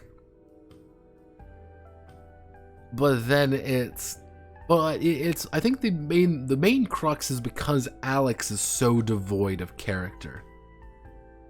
And because Alex is so devoid of character, we don't really have anything to sympathize with him. And so every time he does something wrong, hello phone, every time he does something wrong, it's not prefaced by, well, we know Alex is a good person underneath all of it, he's just acting, or this makes complete sense why Alex is doing this. We don't have that. You can argue like, oh, Alex is this rich kid who's like, does it really ever bring that up, except when somebody is telling us that he's out of touch? No, that's never really brought up. There's nothing to sympathize with Alex. It's not like you have infinite money.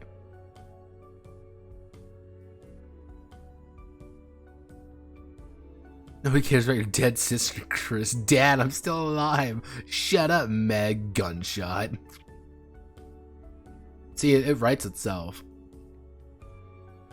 Yeah, it's like, the only person Alex can sympathize with is Michael. That's because, well, Alex YIIK saw Michael Morbs off. Yeah, and it's like, I think they were trying to like stick a lot of character development for everyone right at the end of the game. Because like you get effectively a month worth of time. You get 30 days roughly. I'm actually about 40 days where you are expected to talk to all your friends, do all the side quests and stuff like that. You easy have 2 weeks to do fuck all with. But they pack in so much information at the end of there. It's like, hey, Michael, here's all this information. Hey, Rory, here's all this. Hey, Audio, here's all this. Here's some funny bits. Here's some serious bits. Here's some bits over here. Here's some bits over here. And it's this constant back and fucking forth. And I wonder, why'd you put it all at the end, at this particular moment that can be skipped, mind you? It's like, why didn't you space this out some more? Because they couldn't space it out because this game is terribly paced. YIIK is horrifically paced. Like, you go really fast at times and then it goes really slow and then it feels like forever. Because you gotta remember, chapter 3, the entire like, oh, we gotta find the Mystic Ultimate LP, that takes a day. In time, it takes a single day of Alex getting in a car, getting together and walking around New Jersey effectively to find that. It's like, why? Even the fact of like the second major dungeon you do in the sewers with Rory, Rory, Vela, Michael, and you. The first major dungeon you do, you unlock 2 mobility items. You unlock the cut and you unlock the stereo. Only really the stereo becomes valuable at some points. The haircut doesn't do anything. It just stops working. And Rory's like, oh hey, I can teach you how to do the haircut, haha. And it never really brought up again. It's like, things go incredibly slow, but then incredibly fast, and you're thrown a bunch of dialogue and exposition, and then you'll go like an entire like 3-4 hours with nothing at all. And they keep saying things. This is the weird thing. They'll say things, which is like, hey everybody, it's, the Essentia's got to know something. She fucking doesn't, because you can't find her because she's just not there. And you learn it at the very last minute. You learn it on fucking Christmas. And it's like, why doesn't anyone ask? Why doesn't anyone do any of these things? It's this constant back and forth. And the big thing what you need to do to really make YIIK work is you need to learn how to sympathize with Alex. Alex needs character. Because Alex doesn't have any character. Alex is simply character maybe we're supposed to project on. But the problem is he speaks too much to project on, and the story is written as if he is a voiced, dialogue-based character. But the major issue with YIIK, at the end of the day, it doesn't matter how good or bad your story is. If the game sucks, then the game sucks. Like, I wanted to save this to the very end. But, like, the gameplay of YIIK is terrible. Everything you do takes about 4 seconds longer than it should. Traversing is a pain in the ass. You unlock the car at the end game, which is the ability to travel on roads? What? And it's not like it's like getting from like Southtown to like Windtown, for example. You have to go through Frankton, and you have to use the skateboard if you want to make any consistent progress. But oh, you misjudged where the skateboard's going. Sorry, you're gonna get fucking thrown off the universe because you can't stop it. And you move so fucking slow in the fucking game. Some of the dungeons are laid out horribly too. Like, oh yeah, and it's just like the perspective of things is so fucking wonky sometimes, and you gotta wrestle with the camera because the camera will like randomly pitch upward. It'll pitch at a different angle because it needs to show you something different, which is sometimes used very well, such as the field, to kind of show you how big the field is. Other times it's like, dude, just give me a fucking map of the area already, please. I need to know where I'm going. Be like, oh, well, that's the secret. It's supposed to be a puzzle. Be like, this isn't a puzzle. This is annoying. And like, it'll introduce mechanics and then immediately drop said mechanics. It's like, oh, well, you need to find this mystic item over here to go into, if you go into the dungeon, you'll be able to find this item. At no point during the entire game do you ever need to go in a dungeon. Not a single time do you need to go in a dungeon, except like at the very beginning of the game, I guess? Because at the very beginning of the game, you need to hit level 5 before Vela will talk to you. But if you fight all the enemies, you're still going to get XP because of how the fucking XP system works. You only need 100 XP to level up at any point. You just need 100 XP. And the fact that any enemy you kill is going to give you minimum about 10, but it's completely inconsistent as well. Sometimes you'll get 30, sometimes you'll get 20, sometimes you'll get 50 XP by doing nothing. But then it's also like, Lamau surprise, if you complete a side quest about walking around in a fucking circle for 5 minutes, you're going to get 100 XP, which is a free level, effectively.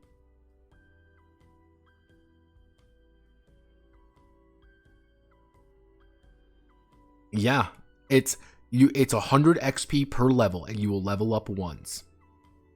Which don't even get me fucking started on the stupid, asinine leveling system.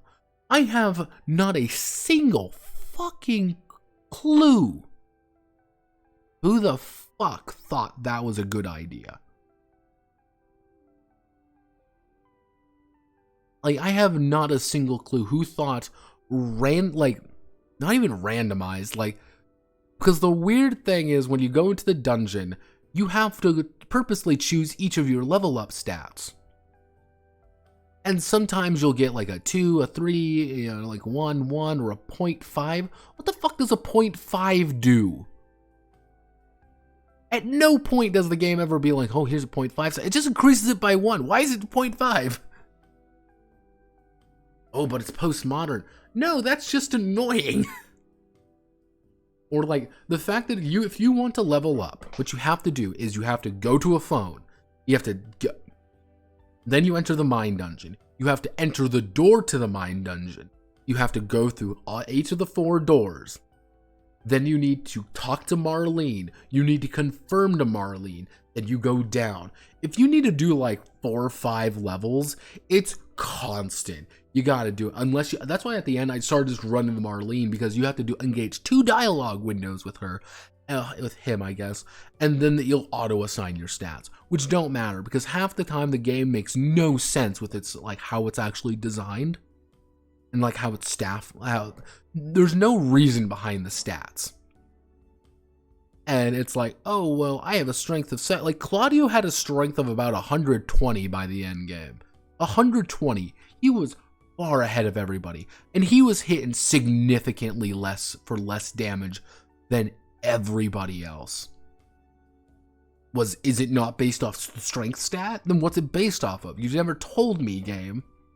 Or it's like, everyone would consistently take about the same amount of damage, but if Rory had his defense plus up, that means he would take like 3 damage from something that would do like 40 damage to somebody else. But if he got hit directly by it, he would still take like 10, 15 damage from it. Makes no fucking sense. And you get things like you unlock things slowly, but then you unlock things really fast, and then everything is fucking percentage based. Why? Why is it percentage based? There's no reason, because it's never just one item you need at some points. You gotta use 2 cheeseburgers to heal, because it doesn't heal 100%, doesn't heal 20 damage, it heals fucking 30, it heals 55%. Are you really playing an RPG if you understand where all the stats are used for? I think the idea is more along the lines of at least I have a basic understanding of where things go. Because in Earthbound, you didn't actually have many stats. You didn't need many stats. Because if I knew that if I put more points, if I did more things to increase my strength, I would do more damage. That's the promise the game told me.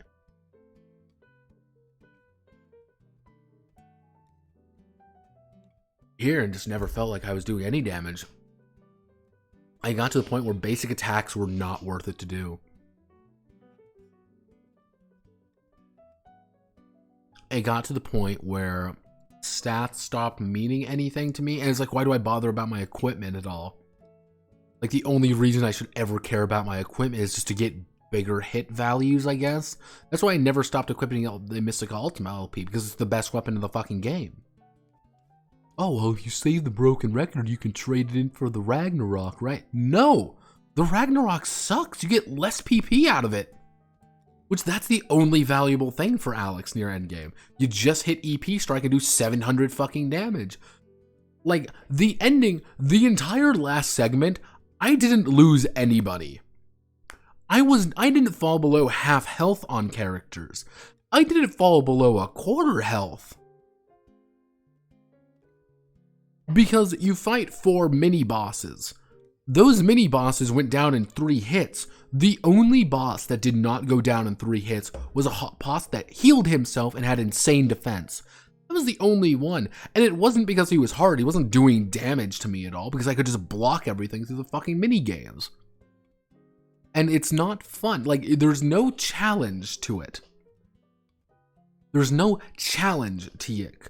At a certain point, it's not like, oh, I gotta strategize, I gotta learn how to do it, I gotta hit everything.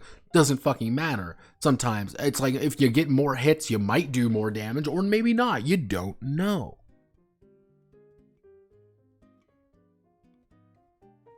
2 hours of yickery and the game remains back. Yeah, this was kind of like my conclusive final thoughts on the game. That was kind of the big thing. And, like, I think... And, like, I could, like, Onisim, for example. Onisim is the worst fucking thing in the game. By far. It is the worst, most annoying goddamn thing I have ever encountered in a game. Because it's supposed to be like your, like, kind of your lore dump, as well as kind of your piece of information, you know, kind of get where to get your side quests. But it's the only place, mind you, only place to actually get to tell you where you need to go and what you need to do sometimes. The side quests. And some of the fucking side quests are like, go over here and do a thing. Or like, give me this and you'll get 100 XP. Ha ha ha. Ha ha ha. This is so much funny. I'm funny. Ha ha ha. What? Huh? I don't care? Do I really care? Like, and it's like, that's why they have to spread the little fucking internet cafes around into seemingly nowhere, because those are both heal points as well as places where you can check Onisim. Because if you don't write down where you need to go, you will not remember. Because it's not like, there's no images, there's no association, you can't click on a little map or something to remember. You can't even click like the hint button and it'll like bring up a little thing being like, here's what the quests you know about. No, it doesn't tell you any of that. And that's why I missed the stop sign quest, because that was like a very particular thing you had to do at a very particular time. I'm like, this isn't entertaining. Yeah, it was a pure text form. And cool idea, you know what? Cool idea.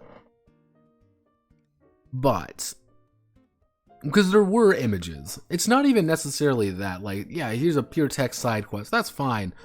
But if you could, like, look at in the menu of, like, where you need to go, or, like, what do you need to do for a quest, then that would be fine. Like, yeah, collect 10 pogs. Cool.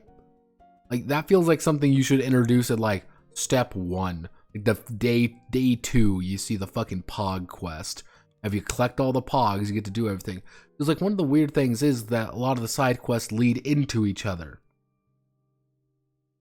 And you had the very annoying moment what happened last time, which was, you gotta, if you complete a side quest A, it'll end the day, then you have to run all the way back to the location to finish another one, and then reset the day again.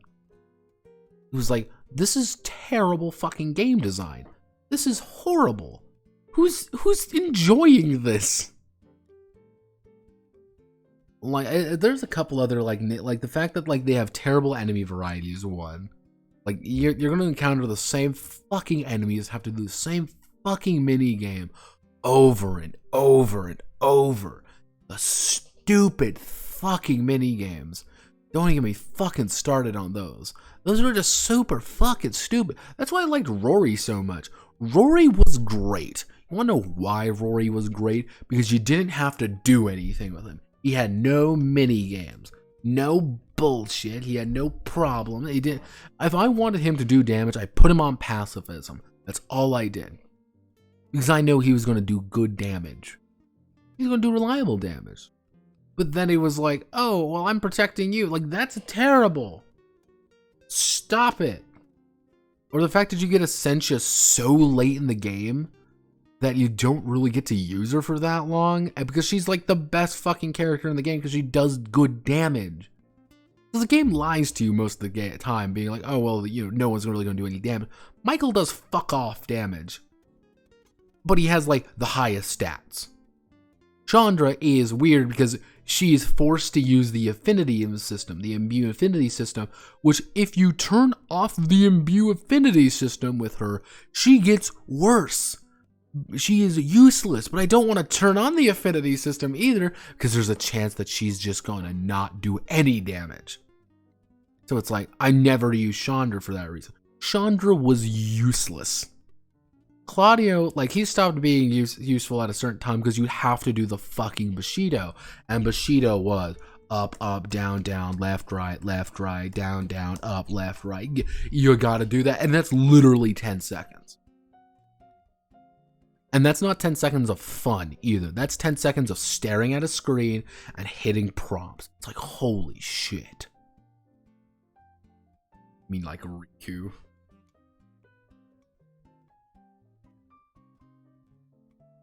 Yeah, but it's not even like fun. That's the issue. It's not fun. Like, Riku was fine because it was like, cool. Like, there's at least like something there. He doesn't overstay his welcome, I think, is a big thing too. But like, that's the only attack Claudio can do. That is the only attack Claudio does. He does any damage.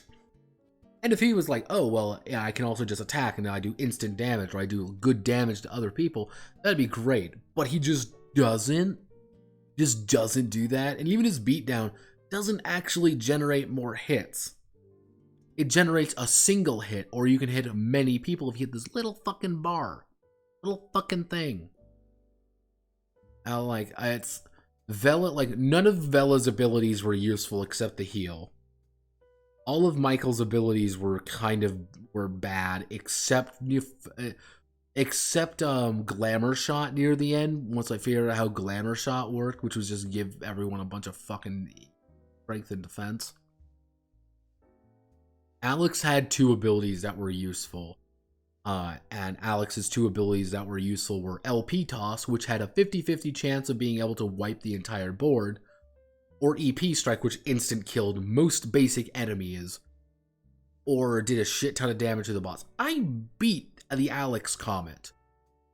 I beat the ending boss handily. They both had 0 HP. Like, the only reason the Alex Comet survived is because it did its thing where it just, like, you're scripted to lose it. And God, there's so many scripted lose events in that game. Holy shit. Who the fuck thought that was a good idea? Like, I don't get how people can struggle with that game past about, like, level 10. Let's say about level 10 to 20. Like, I would say, like, up to level about 15, it's pretty rough. Just because everybody has so low HP. But the second you really pick up Rory, and if you do the panda, if you panda every round, you'll be fine. Because panda's a win button for, like, 90% of the sit. You're gonna panda every round, and you're gonna have fun, and no one's gonna have any issue, because you need to panda. This pandaing is essential to the game. Until you get Rory. And the second you get Rory, you put running shoes on him, you make him as fast as possible, and he will win every match for you. Because he has a shit ton of HP, and he cannot fucking die. I can't stand scripted lose encounters. Like, the best scripted lose encounter I've ever seen was in Final Fantasy V. I talked about this with Ganoof. Which, you fought pretty much the big bad. One, you're an older character in your party is like, okay, you guys gotta go, take my daughter and go. I'm gonna hold him off. And he runs out there and you have to play the fight. The big thing is, you can't die. And you take a shit ton of damage. It's fast though, it's like 3 rounds. And he's explicitly told you that, like, I'm not gonna survive this. But he fucking powers through. You do some good damage before you go down eventually. And it's a very poignant piece of being like, yeah, he held off long enough to kind of drive him back. It's a glorified cutscene. Don't get me wrong, it's a glorified cutscene. However, it worked because it was like, yeah, let's do it.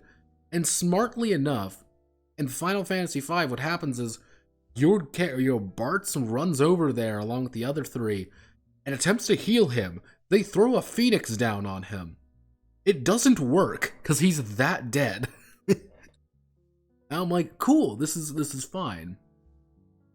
Yeah, like, scripted lose encounters need to be I would say need to be kind of explicitly told to you, and they need to be fast. Or there needs to be something in there for you to how do I want to work? How do I want to live? There needs to be something in place for you if you do succeed, kind of thing. Like Dark Souls, like the initial Dark Souls fights are almost always supposed to be, you die, you get sent to the Undead Burger or whatever, have fun, fuck you. But you can fight them and you can win. You can actually win pretty easily if you know what you're doing.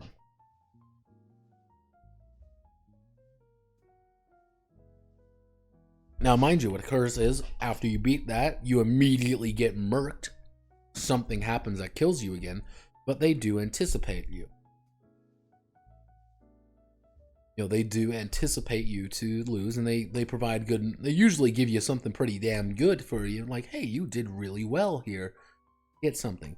YIIK has constant of those, and they're seemingly random. Sometimes they're specified, sometimes they aren't.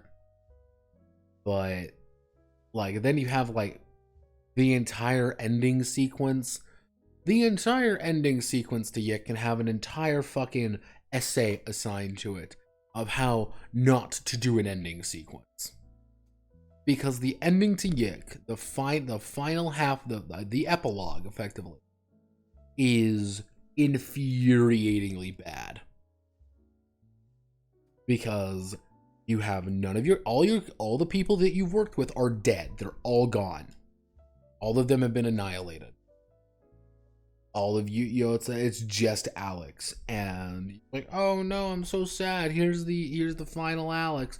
But then they're like, oh, I'll bring my friends back. Don't worry, I'll use your friends, player. Oh my goodness, look how cool it is. Then you bring him in and you're like, holy shit, Alex, shut the fuck up. Like, this doesn't make it better. Like, it's just long. It's just real fucking long for no reason. Like, it's... Here's three things that I would want for 1.5. Three very big things.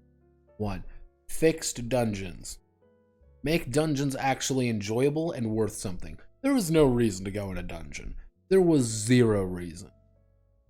But that's where enemies spawn, and they don't spawn there. There's only a handful of them until you unlock the monster whistle, and then they can spawn. Then they'll spawn. But the monster whistle is a optional item that you can get, and it's not really even worth going in there to get them. It's not worth it. Because you're out of a full encounter of, let's say, 5 monsters in a dungeon, you are most likely going to end up with maybe 70, 80 XP, maybe. It's not, you might spend 10 minutes, you might spend 10, 15 minutes in a fucking fight. Like, you can spend 10, 15 minutes in a dungeon and get nothing, or you can like do one thing and get a bunch of XP. Like, I have no idea why. Like, that's the case. Like, just make dungeons more fun, maybe more rewarding. Like, hey, you clear out a dungeon, you get something. You get a special item, or you get a special piece of gear, or you get a bunch of something. Just something to reward actually going in the dungeon. 2, I think the big one is make combat faster. Just take out like the little mini games and just replace it with an auto attack. Just, I hit the button and I don't have to do the little fucking mini game. The little fucking record doesn't pop up for me to do. The little fucking key card doesn't show up for me to do. Alex just hits them. Chandra just hits them. Claudio just hits them. Because it's not entertaining to do. It's fun to do the mini games once or twice. But when it's like, okay, round 5, gonna do the exact same thing I did last time, because that's the only valid option to do.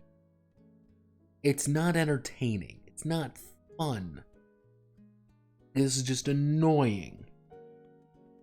And like, YIIK could have the best story imaginable, could have an amazing story, but the game sucks. Which kind of brings me to like the third point. Like, okay, fix dungeons, make it go faster.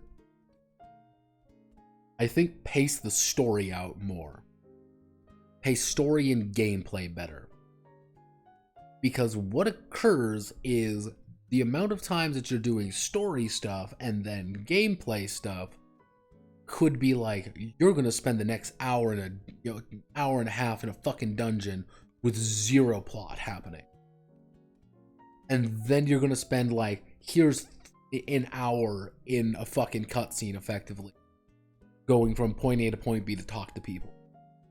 No, I beat that game in about a little under 30 hours. A little under 30 hours. And it was that constantly. Hour here, back and forth. It was like the game, like, the pacing is terrible. And I think a lot of it was just,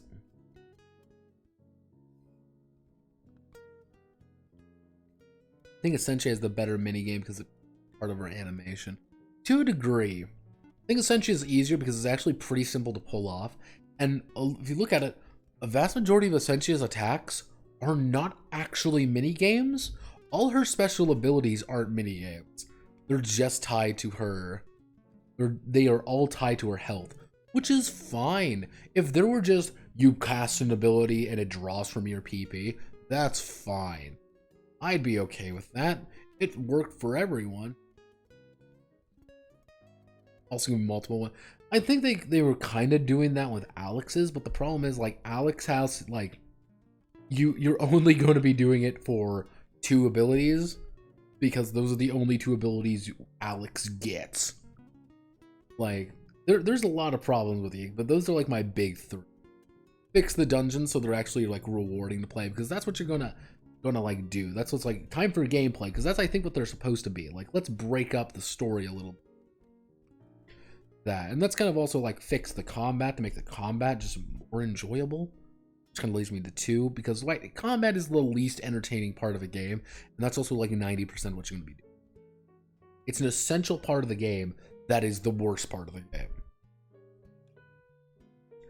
And which kind of leads directly into, you know, point 3, which is just the pace things out better. It's the mine dungeon should not be like this whole endeavor, and they're still trying to do it. That's the worst part. We're like, oh, select a tarot card to level up. Oh, fuck no. Don't you pull this shit on me, YIIK. Because I know what's going to happen. He's going to pull out the tarot card, you're going to get 6 levels, and you got to select every one of them. You're going to select the little button, he's going to draw the card, your stats are going to go up, and you're going to have to do that 6 fucking times. And it's going to be and it's like, oh god, like, why can't you just level up normally? Just level up like a normal boy. And you can be like, well, we gotta train in the mine dungeon, and like an important part. You can talk about it, just say I want to level up, and Alex progresses down the mine dungeon. He has a linear path of what his, you know, his abilities are going to be. And that's that. Not, I'm going to dump all my points in the speed and go first again. Because Alex had like 120 speed in the end, which was first. Replace the tarot deck with a deck of many things. But the worst part is going to be the YIIK tarot deck. That's the best part. It's going to be a YIIK tarot deck. Like, why are you trying to make leveling up worse? Like, you've made leveling up somehow awful. Because, like, you want to tie it to, like, you can't level up just in the field. That's fine. Let us go home, let us hit the phone, and then we can level up. There, down, cool. That's fine, because it says, like, hey, you gotta, you know, you can save where, you can level up where you save. And it makes, you know, not wanting to die a little bit more impactful. Being like, ah. You say the system is getting, it's like getting punched in the YIIK. To a degree, like, YIIK doesn't want you to play it. That's my conclusion. My conclusion on YIIK 1.25, everyone, is YIIK does not want you to play it. Because either the developer is incompetent. Like, I say this in the nicest way possible, but either the developer is incompetent and does not know how to make games, which is entirely valid, by the way, that they just don't know how to make a game. They're very good visually. They're very good. Maybe they're good visually, but they cannot make a game. Which case, you know what? That's fine. Just don't make games then. I don't fucking know. Maybe suck Toby Fox's cock a bit. Maybe he'll let you. Maybe he'll let you get some of his Undertale cummies. But the fact that they're like, keep trying, we're like, we want to 1.25 is going to be the thing that redefines YIIK. I'm like, I don't think. That's why I have like a firm belief of, I don't think 1.25 is going to fix anything.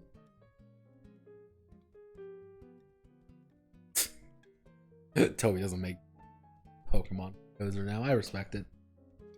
But like,